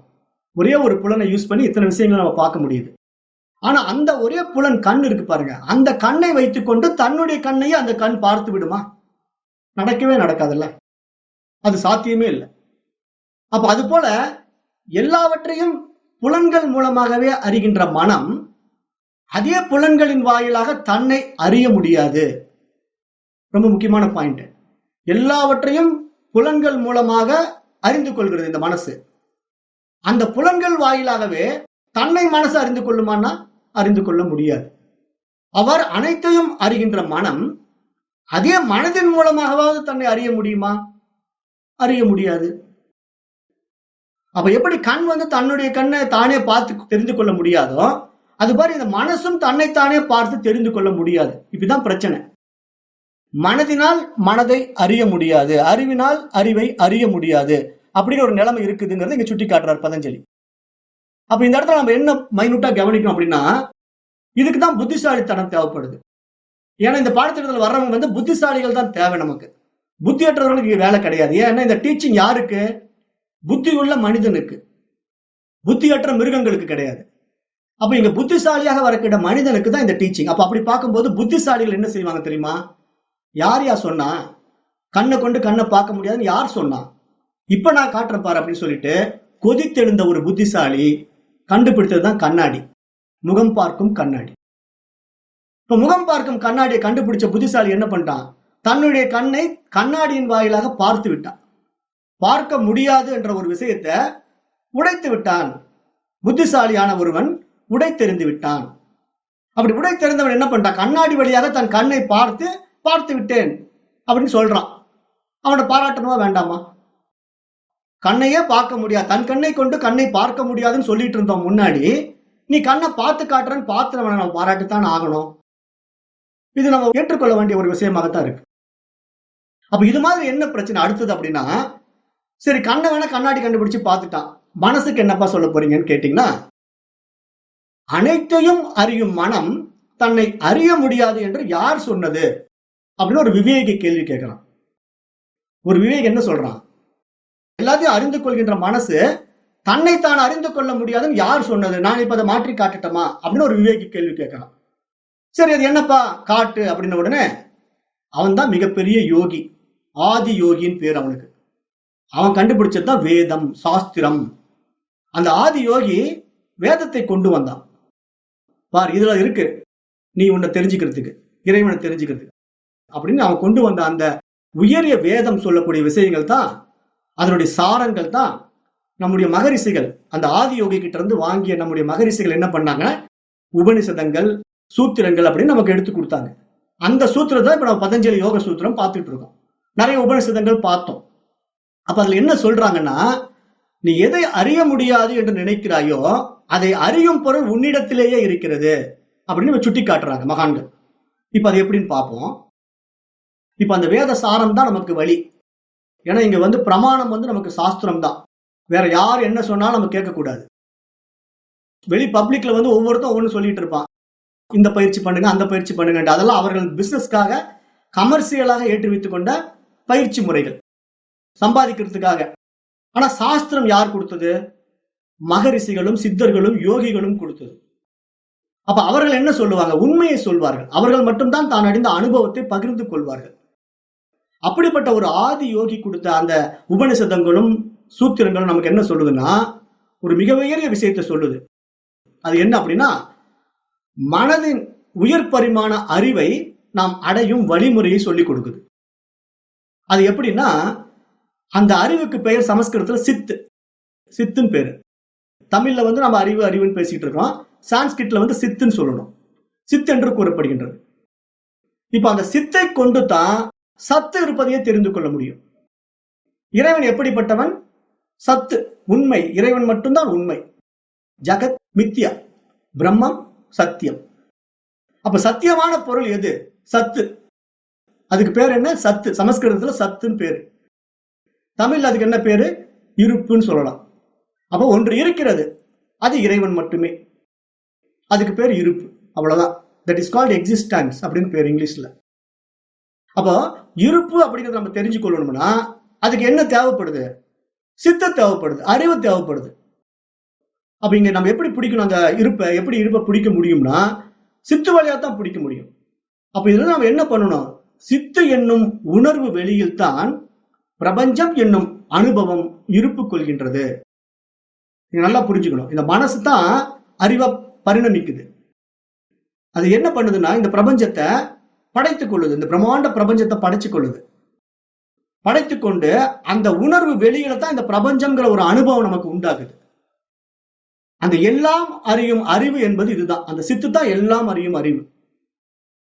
அந்த சித்தாகிய அறிவு அறிவதுதான் இருப்பினுடைய நோக்கம். அந்த இருப்பை அறிவதுதான் அந்த சித்துக்கு முக்கியமான நோக்கம். அதுதான் நம்ம இங்க பார்க்க போறோம். இப்ப அந்த நோக்கம் சரியாக நிறைவேறிவிட்டால் அதன் பின் நமக்கு என்ன கிடைக்கும்? ஆனந்தம் தான் கிடைக்கும். இப்ப அந்த சித்து சத்தை அறிந்து கொண்டால் சச்சிதானந்தம் உண்டாகிவிடும். சச்சிதானந்தம் அப்படிங்கிற அந்த வார்த்தை எதை குறிக்குது? பிரம்மத்தை குறிக்குது. பிரம்மத்துக்கு தான் பேர் சச்சிதானந்தம் அப்படின்ட்டு. அப்ப அந்த சித்து சத்தை அறிந்து கொண்டால் ஆனந்தம் மலர்ந்து விடும். அதை பற்றி திருமந்திரத்துல திருமூலர் ரொம்ப அருமையா சொல்றார். அந்த பாடல் என்ன தெரியுமா? எல்லாம் அறியும் அறிவுதனை விட்டு எல்லாம் அறிந்தும் லாபம் அங்கில்லை. எல்லாம் அறியும் அறிவை நான் எண்ணில் எல்லாம் அறிந்த இறை எனலாமே. திருமந்திரம். இன்னொரு டைம் படிக்கிறேன். எல்லாம் அறியும் அறிவுதனை விட்டு எல்லாம் அறிந்தும் லாபம் இங்கில்லை. எல்லாம் அறியும் அறிவை நான் எண்ணில் எல்லாம் அறிந்த இறை எனலாமே. இங்குதான் அந்த அறிவின் திரு நடனம் மனதுடன் சேர்ந்து நடக்கிறது. அந்த அறிவினுடைய திரு நடனம் எங்க நடக்குது? மனதில் நடனம் ஆடுது. அந்த அறிவு என்பது சிவம், மனம் என்பது சக்தி. இதுதான் நடராஜனுடைய திருநடனம். நடராஜனுடைய திருநடனம் எப்படி இருக்குதுன்னா, இந்த பிரபஞ்சம் என்னும் சக்தியோட சேர்ந்து நடனம் ஆடுறாரு நடராஜர். அதுதான் சிதம்பரம். அதனால இந்த மனதுக்கு என்ன தெரியுமா இன்னொரு பேர் இருக்கு? சித்ரூபிணி அப்படின்னு பேரு. மனதுக்கு சான்ஸ்கிரிட்ல சமஸ்கிருதத்துல சித்ரூபிணி அப்படின்னு அழைப்பார்கள். அந்த சித்ரூபிணினா என்ன? இந்த பிரபஞ்சத்தை தாயாக கருதுவது. இந்த பிரபஞ்சத்தை தாயாக நம்முடைய மனதை தான் இங்க குறிப்பிடுறார்கள் மகான்கள். ஏன்னா இந்த பிரபஞ்சம் என்ன வடிவத்தில் இருக்குது? சக்தி வியாபகம். இந்த பிரபஞ்சமே சக்தியாக இருக்கிறது. எல்லையற்ற சக்தி, பராசக்தியாக இருக்கிறது. அந்த சக்தி தான் நம்ம பெண் தெய்வமாக வழிபடுறோம். அந்த இருப்பை நம்ம என்ன சொல்றோம்? பிரம்மத்தை சிவம் அப்படின்னு சொல்றோம். அப்ப சிவம் சக்தியும் சேர்ந்ததுதான் இந்த உலகம். அப்ப இந்த பிரபஞ்சத்தின் ஆனந்த கூத்து நடக்குது இல்லையா? இந்த மனதினுடைய ஆனந்த கூத்து நடக்கும் இடம் என்ன தெரியுமா? அரங்கம் எது தெரியுமா? அதுதான் திருவரங்கம், அதுதான் சிதம்பரம், அதுதான் சிற்றம்பலம் அப்படின்னு நம்ம புரிந்து கொள்ளணும். அம்பலம் அப்படின்னா வெளி, சித்தென்றால் அறிவு. அறிவும் அம்பலமும் இணையக்கூடிய இடம் எது? சிதம்பரம். அப்ப இங்க வெளியும் அறிவும் இணைய வேண்டிய இடம் அது. சத்தனும் ஆதார ஸ்தலமே இருப்பு எனப்படுகின்றது. அதை நம்ம நல்லா புரிந்து கொள்ளணும். அந்த சித்து எங்க போய் பிடிக்குது? சத்தை போய் பிடிச்சுக்குது. சத்தை பிடிச்ச உடனே அது தன்னுடைய ஆனந்த நிலைக்கு தானாகவே போயிடுது. அப்ப இங்க சித்தாகி இந்த அறிவு என்ன பண்ணணும்? சத்தை பிடிக்கிறதுக்கு உண்டான முயற்சியை தான் இப்ப நம்ம பண்ணிட்டு இருக்கிறோம். அப்போ எது இருந்தாலும் இல்லாவிட்டாலும், அதாவது எது வந்தாலும் போனாலும், என்றும் எப்போதும் எக்காலத்திலும் இருப்பது எதுவோ அதுவே சத்து, அதுவே இருப்பு, அதுவே இறைவன் அப்படின்னு நம்ம நல்லா புரிந்து கொள்ளணும். அதுவே பிரம்மம். அப்ப எப்பவும் இருக்குது, அது என்னைக்குமே இல்லாம போகாது. என்றும் எக்காலத்திலும் எது இல்லாம போனாலும் இருந்தாலும் அது இருந்து கொண்டே இருக்கும். அதுதான் பரம்பொருள். அதைத்தான் நாம் இறைவன் என்கிறோம். அதுக்கு பேர் என்ன தெரியுமா? வெட்ட வெளி. அந்த வெட்ட வெளியின் உடனே நீங்க உடனே கற்பனை எங்க போயிடக்கூடாது? வெளியே இருக்கிற வெட்ட வெளிக்கு போயிடக்கூடாது, புறத்துல இருக்கக்கூடிய வெட்ட வெளிக்கு போயிடக்கூடாது. அதுக்கு நமக்கு அகத்துல சிதாகாசம்னு பேரு. அந்த சித்தனுடைய அறிவு ஆகாசம் மனதிலே இருக்கு, நமக்கிட்டே இருக்கு அறிவு ஆகாசம். இங்க உண்மையிலே இந்த பிரபஞ்சம் நாம தான் படைக்கிறோம். நம்ம இடத்துல தான் இந்த பிரபஞ்சம் இருக்குது. அதை புரிந்து கொள்றதுதான் இங்க ஞானம். நாம் புலன்களின் வழியாக மனதை கொண்டு எல்லாவற்றையும் அறிகிறோம். அதே மனதின் வழியாக பொருள்களை நாம் அடையாளம் கண்டு கொள்கிறோம். அதான நடந்துட்டு இருக்குது. ஏன்னா புலன்கள் இருக்கிறதுனால எனக்கு இது இன்னது செல்போன், இது டிவின்னு கண் வழியா பார்த்து நான் தெரிஞ்சுக்கிறேன். ஆனா இது செல்போன் டிவிங்கிறது எனக்கு தெரிஞ்சது எப்படி? மனசு இருக்கிறதுனால தெரிஞ்சுக்கிட்டேன். வெறும் கண்ணு மட்டும் இருந்தா தெரிஞ்சுக்க முடியுமா? செத்த பணத்துக்கு கண் இருக்கும், பார்த்துக்கிட்டு தான் இருக்கும் நம்மள.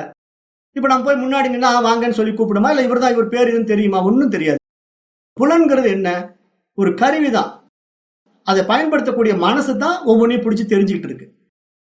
அப்போ அந்த மாதிரி தெரிந்து கொண்ட உடனே அதுக்கு என்ன பரிமாணம் ஆகுது? புத்தியாக மாறுது. மனம் அடுத்த பரிமாணத்துக்கு போகுது, புத்தி சக்தியாக பரிணமிக்கும். ஏன்னா இப்ப இது என்னன்னு தெரிந்து கொண்ட உடனே அதை மனதுல பதிவு பண்ணி வச்சுக்கும். அதுக்கு பேரு சித்தம்னு பேரு. அப்ப செல்போன் ஒரு டைம் மனசுல காட்டி கொடுத்துட்டீங்கன்னா அது புத்தியில இதுதான் செல்போன் வாங்கி வச்சுக்கோ. வாங்கி வச்ச உடனே சித்தத்துல போய் பதிவு பண்ணிக்கும். இன்னும் எப்ப பார்த்தாலும் அது செல்போன் தான் சொல்லுமே தவிர மாத்தி சொல்லாது. அப்ப இதுதான் மனதனுடைய டிராவலிங் பாத்து. அப்ப அப்படிப்பட்ட அந்த மனதுக்குரிய அனுபவம் எங்க நிகழுது? இப்ப இந்த மாதிரி ஒவ்வொரு விஷயத்த மனசு பிடிக்குது இல்ல, இது செல்போன், இது டிவி, இது புத்தகம் அப்படின்னு ஒவ்வொரு விஷயத்தையும் மனசு பிடிக்குதே. பிடிச்ச அந்த புத்தகத்தை புத்தகம்னு சொல்லுது, அந்த செல்போனை செல்போன் சொல்லுது. எப்படி தெரிஞ்சது அதுக்கு? மனது இடத்திலே ஒரு அறிவு இருக்கிறது. அதனாலதான் அது தெரிஞ்சு கொள்ளுது. அந்த அறிவுக்கு பேர் தானே புத்தின்னு சொல்றோம். அந்த புத்தி தான் என்ன தெரியுமா? நம்முடைய உணர்வு வெளி. அதுதான் சித்து, அதுதான் அறிவு. அந்த அறிவு நம்ம இடத்துல இருக்கிறது. அதுதான் நம்முடைய உணர்வு வெளி, சித்தாகாசம்னு பேரு. அதைத்தான் நம்ம வெட்ட வெளின்னு சொல்லணும். அதுதான் நம்ம இடத்துல இருக்கக்கூடிய வெட்ட வெளி. அதில் எதுவுமே கிடையாது. அந்த உணர்வு வெளியில எதுவுமே கிடையாது. அங்கு ஒன்றும் கிடையாது. அது நிர்மலமாக இருக்கிறது. நிரஞ்சனம், நிர்குணம் அப்படின்னு அதுக்கு சொல்லிட்டே போலாம். அவ்வளவு பெயர்கள் அதுக்கு சூட்டலாம். இத்தனை கோடி நாமங்கள் பாடி தெல்லேனம் கொட்டோமோ அப்படிங்கிறாரு. அவர் யாரு? மணிவாசக பெருமான். அப்ப அப்படிப்பட்ட அந்த உணர்வு வெளி, வெட்ட வெளியில என்ன போய் ஏற்றி வைக்கப்படுது? இந்த மனம்ங்கிறது ஒண்ணு வெளியே வந்த உடனே இது செல்போன், இது புத்தகம், இது நோட்டு அப்படின்னு எல்லாத்தையும் உள்ள தூக்கி தூக்கி போட்டு அது சித்தத்துல பதிவு பண்ணும்போது இருமைகள் வந்துடுது. எல்லா விஷயம் வெளியே ஓப்பன் ஆகுது. அப்ப அந்த வெட்ட வெளி என்ற உடனே நம்ம என்ன பண்ணணும்? வெளியே போகாம நமக்குள்ள இருக்கிற அந்த உணர்வு வெளியே பார்க்கணும். உணர்வு வெளியே பார்த்தா அது என்ன தெரியுமா?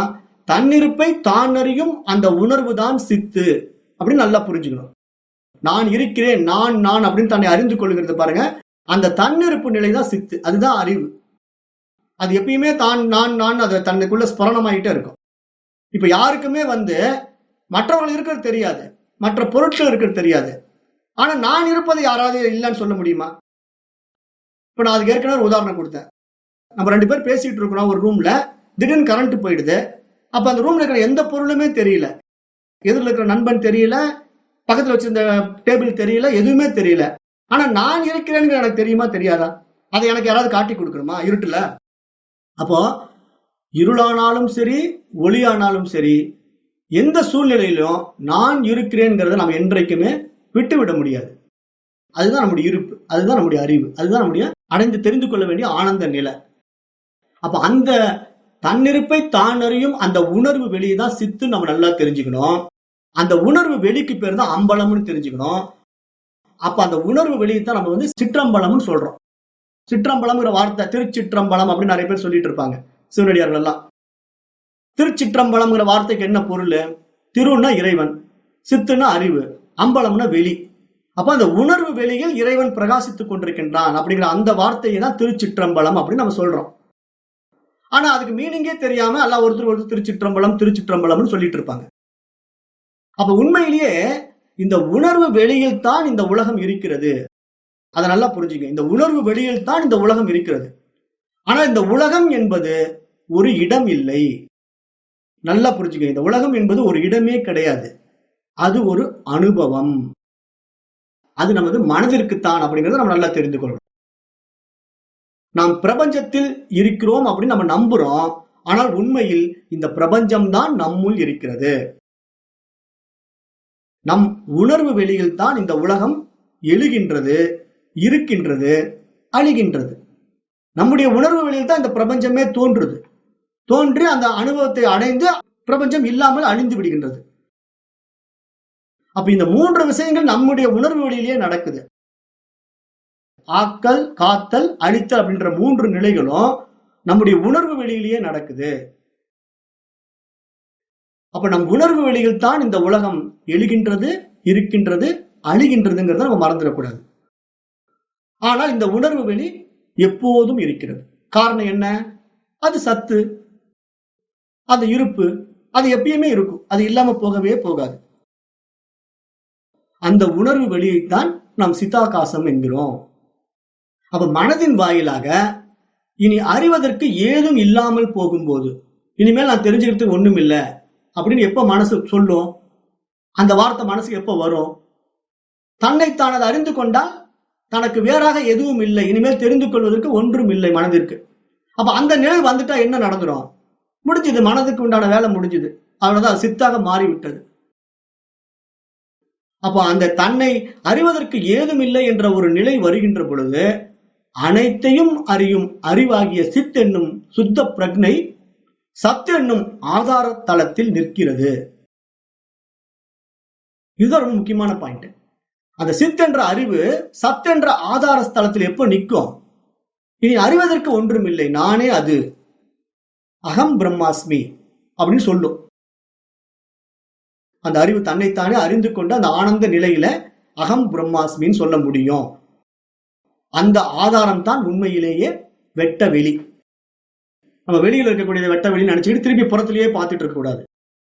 அந்த ஆதார ஸ்தலத்தை தான் நம்முடைய புரிதலுக்காக இந்த பூ உலகிலே, இந்த பூமியிலே சிதம்பரம், சிற்றம்பலம், சிற்சபை, திருவரங்கம் அப்படின்னு பல பெயர்கள் நம்ம கூப்பிட்டு அழைக்கிறோம். இதுல இன்னொரு பியூட்டி என்ன தெரியுமா? மணிவாசக பெருமான் வந்து சிதம்பரத்துல அப்படியே கரைஞ்சிட்டாரு, வள்ளலார் சிதம்பரத்துல கரைஞ்சிட்டாரு, அப்புறம் பதஞ்சலி முனிவர் சிதம்பரத்துல அப்படி இருந்து அவர் கரைஞ்சிட்டாருன்னு சொல்லிட்டு இருப்பாங்க. உண்மையா சிதம்பரம் எது? அந்த சிற்றம்பலம், நம்ம இடத்துல இருக்கக்கூடிய சிற்றம்பலத்தை தான் கரையிறாங்க. நம்ம புறத்துல இருக்கிற சிற்றம்பலத்தை வச்சுக்கிட்டு அந்த இடத்துல இருக்காரு, அந்த இடத்துல இருக்காரு நம்ம கற்பனை பண்ணிட்டு இருக்கிறோம். இதுதான் நம்முடைய அறியாமை. இந்த மாதிரி நிறைய விஷயங்கள் ஏற்றி வைப்பதை தவறாக புரிந்து கொண்டு சிதம்பரத்துல பதஞ்சலி கரைஞ்சிட்டாரு, மணிவாசக பெருமான் சிதம்பரத்துல கரைஞ்சிட்டாருன்னா அவங்க என்ன இதுக்காக டிராவல் பண்ணி சிதம்பரம் போய் தான் கரையணுமா?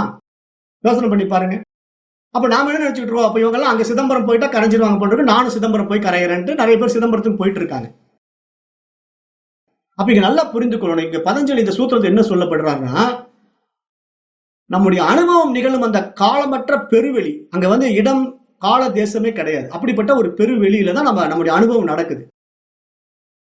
அந்த அனுபவம் எப்படி நடக்குது? மனதின் வாயிலாக இந்த பிரபஞ்சமாக விரியுது.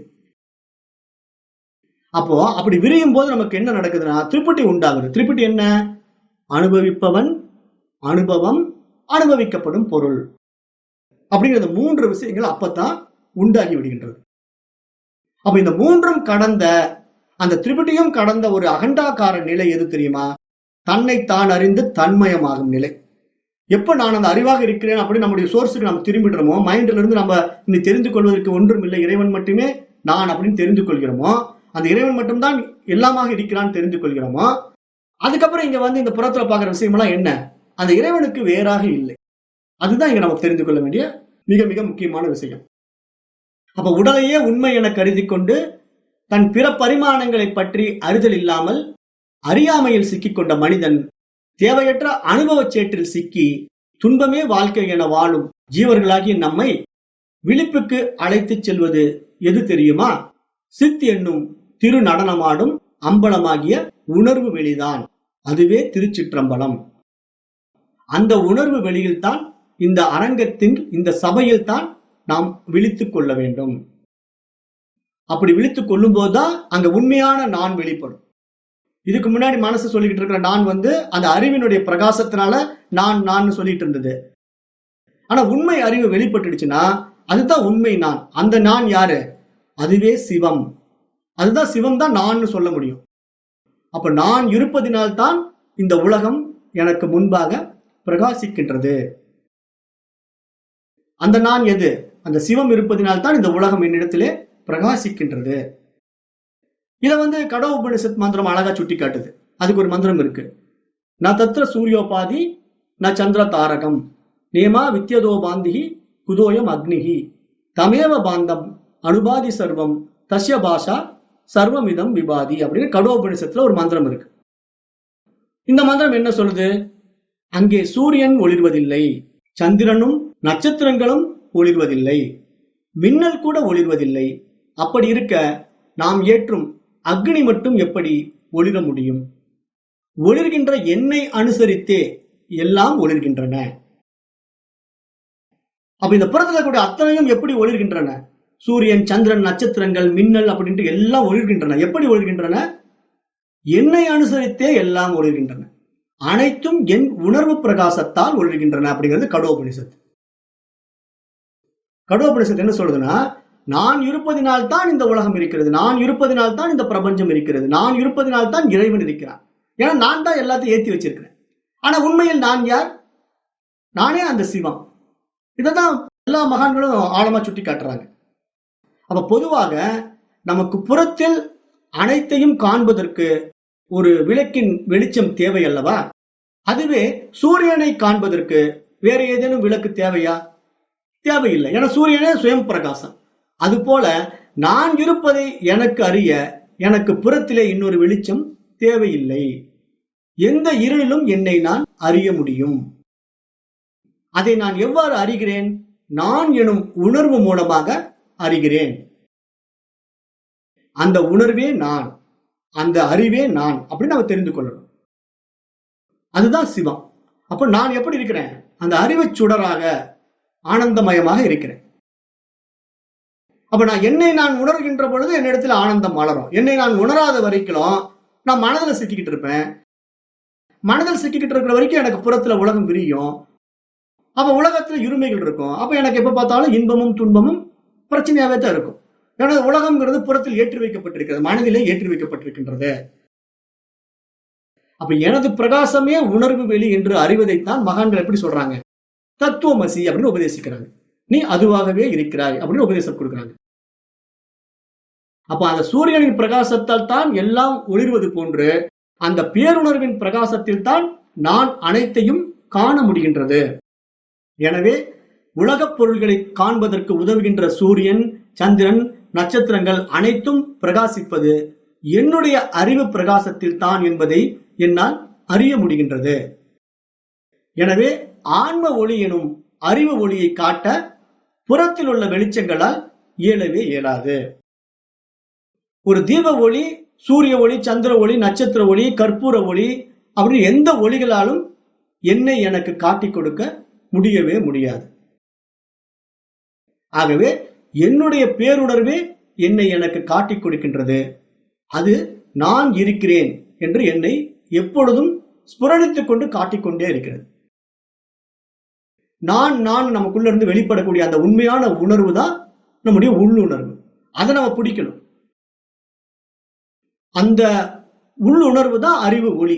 அந்த ஒளி வழிபாடு தான் இங்க ரொம்ப முக்கியம். வெளியில இருக்கிற புறத்துல இருக்கக்கூடிய தீப ஒளிபாட்டினால எந்த பிரயோஜனமும் கிடையாது. ஏன்னா நமக்குள்ள இருக்கிற அக ஒளியை நம்ம வெளிப்படுத்தணும். அதுதான் அறிவு ஒளி. அதை நம்ம புரிந்து கொள்ளணும். அது எப்படி? இப்ப தீப ஒளியை போன்று வெளியே ஏதாவது பெட்ரோமாக்ஸ் வெளிச்ச மாதிரி வருமா அப்படின்னு நம்ம எதிர்பார்க்க கூடாது. இப்ப நான் அறிவு ஒளின உடனே வெளியே பெட்ரோமாக்ஸ் வெளியில இருந்து வர்ற மாதிரி ஒரு ஒளியா இருக்குமா, அதுதான் ஆன்ம ஒளியா அப்படின்லாம் போட்டு கன்ஃபியூஷன் ஆகிக்க கூடாது. அது அறிவு பிரகாசம். நம்ம இடத்துல இருந்து வெளிப்படக்கூடிய அந்த அறிவு பிரகாசத்தை நம்ம அறிவு ஒளி அப்படின்னு சொல்றோம், புரிதலுக்காக. ஆகவே அனைத்தையும் நாம் அறிந்து கொள்வது என்பது நான் இருக்கிறேன் என்ற ஆன்ம ஒளி அறிவு பிரகாசத்தால் தான். இந்த ஒளி நாம் புறத்தில் காணுகின்ற சாதாரண ஒளி போன்றது அல்ல. அதாவது பௌதீக ஒளி அல்ல. அது ஒரு உணர்வு வெளி அனுபவம். அதைத்தான் நம்ம என்ன பண்றோம்? ஆத்ம அனுபூதி, இறை அனுபூதி, ஆத்மா அனுபவம் அப்படின்னு சொல்றோம். அப்ப அதை நம்ம நல்லா இங்க புரிந்து கொள்ள வேண்டும். இந்த நிலைப்பாடு எப்படி வரும்? அதற்கு நம்ம புறத்துல என்ன தெரிஞ்சுக்கணும்? நம்முடைய மனதுக்கு டீச் பண்ணணும். நீ அந்த அறிவு தான்ப்பா. அறியாமையிலால நீ என்ன பண்ணிட்டு இருக்கிற? புறத்துல பல விஷயங்களை உண்டாக்கி கொண்டு சிக்கிக்கிட்டு இருக்கிற. அதுல இருந்து விடுபடு. உண்மை உணர்வை நீ தெரிந்து கொள். அப்ப நீ உன்னை தெரிஞ்சுக்கிட்டீங்கன்னா உன்னுடைய தனித்துவத்தை இழந்து விடுவாய். இருப்பது அறிவு மட்டுமே என்பது தெரியும் போது பிரகாசிக்க தொடங்குவாய் அப்படின்னு நம்ம புரிந்து கொள்ள முடியும். இத பகவத்கீதை கிருஷ்ண பரமாத்மா அர்ஜுனுக்கு சொல்லும்போது என்ன சொல்றாரு? நீ புறக்கண்களால் என்னை காண இயலாது. எனவே என்னுடைய அகக்கண், அறிவு கண்ணை தருகிறேன். அதன் மூலமாக பார் அப்படிங்கிறார். அப்ப என்ன இங்க தெரிஞ்சுக்கணும்னா, பகவத்கீதையில பகவான் கிருஷ்ணர் என்ன சொல்றாரு? அறிவு கண்ணை கொடுக்கிறார். அறிவு கண்ணுங்கிறது என்ன? இந்த உபநிஷதங்கள் தான். பகவத்கீதை, பிரம்மசூத்திரம், இது மாதிரி நூல்கள் தான் நமக்கு அறிவு கண்ணு திறக்கும். அப்ப நம்ம இது மாதிரி மகான்கள் எல்லாம் என்ன சொல்றாங்க அப்படின்னு நம்ம படிக்கத்தான் நம்முடைய மனதுல ஒரு புரிதல் வரும். ஓ, இதுதான் உண்மையா? நான் தெரியாம இத்தனை விஷயங்களை வெளியே பண்ணிட்டு இருக்கேன்னா, ஏமாந்துட்டு இருக்கிறேன் அப்படின்னு நம்ம தெரிந்து கொள்ளலாம். அப்ப தெய்வீக கண் அல்லது அறிவு கண் என்பது என்ன தெரியுமா? ஆத்ம ஞானம் தான். இதை தெரியாம கண்ணை பிடிச்சுக்கிட்டே சுத்திக்கிட்டு இருக்கிறவங்க நிறைய பேர் இருக்காங்க. கண்ணை மேல பாக்குறேன், கீழே பாக்குறேன், அந்த கண்ணிலேயே பாரு அப்படின்னு நிறைய மூட நம்பிக்கைகளை வளர்த்து கொண்டு மனிதர்கள் வாழ்ந்து கொண்டிருக்கிறார்கள். அது சாத்தியமே ஆகாது. ஏன் அப்படின்னா, அழியக்கூடிய பொருள் எப்படி இறைவனை காட்டி கொடுக்கும்? அழியாத வஸ்து இறைவன், அழியக்கூடிய ஒரு விஷயத்துல எப்படி பார்க்க முடியும்? இப்ப நாம சொல்ற மனது அழியாத பொருள், அது இறைவனாவே அது இருக்கு. மனமே இறைவனிங்க, மனமே பிரம்மம். எப்படி தெரிஞ்சுக்க முடியும்? அறியாமையால் எண்ணங்களை ஏற்றி வைப்பதனால மனமாக பரிணமித்திருக்கின்றது. ஆனா உண்மையா அங்க மனம் இல்ல. அறிவாக மாறிட்டா மனம் இல்லாம போயிடும். ஆனா அது பிரகாசிப்பதனால நம்ம மனதை நான் பாவித்துக் கொண்டு அகங்காரத்துல ஆடிக்கிட்டு இருக்கிறோம். அறிவு தான் நான் தெரிந்து கொண்டா மனமற்ற நிலையில நம்முடைய உண்மை பிரகாசம் அங்க வெளிப்பட்டு விடும். அதுதான் நம்முடைய உள்ளுணர்வு நிலை, பேருணர்வு நிலை நம்ம புரிந்து கொள்ளணும். அந்த நிலை தான் இங்க திருச்சிற்றம்பலம்னு சொல்லப்படுது. அப்போ நானே உணர்வு வெளியாக எங்கும் எதிலும் நீக்கமற ஆகாசம் போன்று நிறைந்திருக்கிறேன். ஆக என்னுடைய இருப்பு தான் எல்லாமாக இருக்கிறது, எனக்கு வேறாக எதுவுமே இல்லை. ஆகவே காண்பவன், காட்சி, காணப்படுபவைகளை எல்லாம் நானே. அதுதான் இந்த சூத்திரத்துடைய மிகப்பெரிய சாரம். இந்த சூத்திரம் அதை தான் சொல்லுது. அப்ப இந்த இடத்துல நம்ம என்ன புரிந்துக்கணும்? இந்த நிலையை அடைவதற்கு ஏதாவது சாமியார் ஆகணுமா? அப்ப இதுவரை நாம் இந்த புலன்களுக்கும் மனதுக்கும் அடிமையாக இருந்தோம். அந்த நிலை அடைந்த பின்பு புலன்களும் மனமும் நமக்கு அடிமையாக மாறிவிடும். இப்ப நாம தெரியாம என்ன பண்ணோம்? இவ்வளவு நாள் அறிவுதான் நான் தெரியாம புலன்களுக்கும் மனசுக்கு அடிமையா வாழ்ந்துட்டு இருந்தோம். இப்ப நான் தான் அந்த அறிவுன்னு எப்ப தெரியுதோ அடுத்த வினாடி என்ன ஆகும்? அந்த அறிவுக்கு இவைகள் எல்லாம் அடிமையாகிவிடும். அப்ப அறிவின் மூலமாக இந்த உலகத்தை நம்ம பார்க்கும்போது ஆனந்தமயமாக இருக்கும், அவ்வளவு ஒரு பூரணத்துவம் மகிழ்ச்சியாக இருக்கும். அந்த மகிழ்ச்சிக்கு எல்லையே இல்லை. ஆனா எதையுமே நாம் இங்க ஒதுக்க முடியாது. ஏன்னா இது நான் படைத்த பிரபஞ்சம், என்னுடைய சக்தி வியாபகம் இந்த பிரபஞ்சம் அப்படின்னு தெரியும். அப்ப நான் என்றைக்கும் அழிவதே கிடையாது, நான் வருவதும் இல்லை போவதும் இல்லை. அப்ப என்னுடைய சோர்ஸுக்கு நான் திரும்பிட்டேன் அப்படின்னா என்னுடைய ஆனந்தத்துக்கு எல்லையே இல்லை. ஆனால் நான் யார்? அறிவு, ஆன்மா. திருப்பி நான் உடல் அப்படின்னு கற்பனை பண்ணிக்கூடாது. நான் சொல்லும் போது உடனே நான் இந்த உடலா, இந்த பேரா அப்படின்னு உடனே அந்த கற்பனைக்கு போனீங்கன்னா தேரவே முடியாது. அப்ப நான் என்பது இந்த உடலையும் மனதையும் கடந்த தூய அறிவு அப்படின்னு நல்லா தெரிந்து கொள்ளும். அதை நம்ம எப்படி இந்த புலன்களும் மனமும் இந்த அறிவு நிலைக்கு போனா எப்படி ஹேண்டில் பண்றது அப்படின்னு பாத்தீங்கன்னா, இப்ப நம்ம நடைமுறையில ஒரு சின்ன விஷயம் தான் முடிச்சிடுறேன். இப்ப யானை நம்மளை தூக்கி கொண்டு போவதற்கும் நாம் யானை மீது சவாரி செய்வதற்குள்ள வித்தியாசம் என்ன? இப்ப திடீர்னு யானை ஒரு காட்டுக்குள்ள பாக்குறோம், அந்த யானை திடீர்னு நம்மளை துமிச்சங்கையில கட்டி பிடிச்சி இழுத்துடுது. அப்ப என்ன நடக்கும்? யானை கிட்ட நம்ம சிக்கிக்கிட்டோம். இப்ப யானையோட துமிச்சங்கையில அதை போட்டு நம்மளை அழுத்தி அதனோட இஷ்டத்துக்கு நம்மளை தூக்கிட்டு போகும் காட்டுக்குள்ள. நம்மளால சுதந்திரமா செயல்பட முடியாது. அதுவே நம்முடைய புத்திசாலித்தனத்தினால அங்குசத்தை யூஸ் பண்ணி அந்த யானை மேல ஏறி உட்காந்து நீங்க யானையை குத்தி நீங்க ஆப்ரேட் பண்ணீங்கன்னா நீங்க சொல்ற மாதிரி யானை கேட்குமா, கேட்காதா? இந்த இடத்துல இங்க பதஞ்சலி என்ன சொல்றாருன்னா, இந்த மனசு நான் அறிவன் தெரியாம இருக்கிறதுனால புலன்கள்ல போய் சிக்கிக்கிட்டு அதை உண்மை இது உண்மைன்னு மயங்கிக்கிட்டு மயக்கத்திலே ஆடிக்கிட்டு இருக்குது புற விஷயங்கள்ல. அப்ப எப்ப உண்மை தெரியுதோ அப்ப அது அறிவாக மாறிவிட்டா அது ஆதிக்கம் பண்ணி எல்லாத்தையும் இது பண்ணும்போது அதனுடைய நிலையே வேற. யானையை நான் கையாள்வதற்கும் யானை என்னை கையாள்வதற்கும் உள்ள வித்தியாசம் நமக்கு எப்படி புரியுதோ அது மாதிரி அறிவு என்னை கையாள்வதற்கும் அறிவை நான் கையாள்வதற்குள்ள வித்தியாசத்தை நம்ம இங்க புரிந்து கொள்ளணும். இந்த இடத்துல நான் அறிவுன்னு சொல்றது புத்தி, நம்முடைய மனதனுடைய புத்தி சக்தியை எந்த இடத்துல எப்படி யூஸ் பண்ணணும், எப்படி யூஸ் பண்ணக்கூடாது அப்படிங்கறத நான் எந்த இடத்துல பார்க்கணும்? அந்த உயர் அறிவு பரிமாணத்துல இருந்து நான் பார்க்கணும், அந்த ஆதி நிலையிலிருந்து நான் பார்க்கணும். அப்படி பார்க்கும்போது இந்த பிரபஞ்சமா நானே இருக்கிறேன், இந்த பிரபஞ்சத்துல எல்லா உடல்களுக்குள்ளும் நானே நிறைந்திருக்கிறேன். அப்ப என்னுடைய வியாபகம், என்னுடைய சக்தி வியாபகம் இந்த பிரபஞ்சம். அப்ப இங்க நடக்கிறதெல்லாம் நானே தான் நடத்திக்கிட்டு இருக்கிறேன். ஆனா இதெல்லாம் போகின்ற தோற்றம் எனக்கு தெரியும். அப்ப நான் எதற்காக இது மேல் பற்று வைப்பேன்? அப்புறம் எதற்காக நான் வெறுப்பேன்? இங்க விருப்ப வெறுப்பே கிடையாது, அதனுடைய நிலை அது இருக்கும். காரணம் என்ன? அதாவது ஏற்றி வைத்த எண்ணங்களுக்கு ஏற்ற மாதிரி வாழட்டுமே அப்படின்னு நம்ம வேடிக்கை பார்த்துட்டு இருப்போம். அந்த வேடிக்கைக்கு பேர் தான் சாட்சி பாவனைன்னு பேர். சும்மா சாட்சியா பார்த்துட்டு இருக்கிறது. அப்ப இந்த மாதிரி நிலையை ஒவ்வொருவரும் அடைய வேண்டும். அதுதான் நம்முடைய இலக்கு, அதுதான் நம்முடைய நோக்கம், அதுதான் இந்த பாடத்திட்டத்தினுடைய நோக்கமும் கூட. இந்த 20வது சூத்திரத்தோட இந்த வகுப்பை நான் நிறைவு செய்கிறேன். நாளைய வகுப்புல 21வது சூத்திரத்தை தொடங்கலாம். இப்ப இதுலயே பெரும்பாலும் பதஞ்சலி எல்லாத்தையும் உடைச்சிட்டாரு. அப்ப இனிமேல் என்ன சொல்ல போறாரு அப்படின்னு கேட்டீங்கன்னா, இந்த மனம் எதையெல்லாம் தப்பா கற்பனை பண்ணிட்டு இருக்கிறோம் அதெல்லாம் சுட்டி காட்டுவாரு. பாரு, இதெல்லாம் நீ தெரியாம புடிச்சிட்டு இருந்த, இப்ப நீ தெரிஞ்சுக்கிட்டியா உன்னை யாருன்ட்டு? அப்ப உன்னுடைய சொரூபம் தெரிஞ்சு போச்சு இல்லையா? இனி நீ சொரூபத்துல நில்லு, நீ ஏன் திருப்பி அங்க போய் மயங்குற, அதுல ஏன் போய் மாற்ற அப்படின்னு பின்னாடி வர்ற சூத்திரங்கள்ல பூரா நம்முடைய அறியாமைகள்ல எங்கெங்க சிக்கிக்கிட்டு இருக்கோங்கிறதெல்லாம் தொட்டு காட்டுவாரு. அதையெல்லாம் நம்ம படிக்க படிக்க படிக்க ஒரு நல்ல கிளியரன்ஸ் வந்துடும், தெளிவு வந்துருவோம். அப்ப இனிமேல் நம்ம என்ன பண்ணுவோம்னா அந்த அறிவிலேயே நிற்போம், அந்த சொரூபத்திலே நிற்போம். அதுதான் நம்முடைய சுயஸ்வரூபம், நம்முடைய யதார்த்தம், நம்முடைய உண்மை நிலை. அதை புரிந்து கொள்ளுங்கள். இன்றைய வகுப்பை இத்துடன் நிறைவு செய்கின்றேன். நன்றி. ஓம் தத்சத்.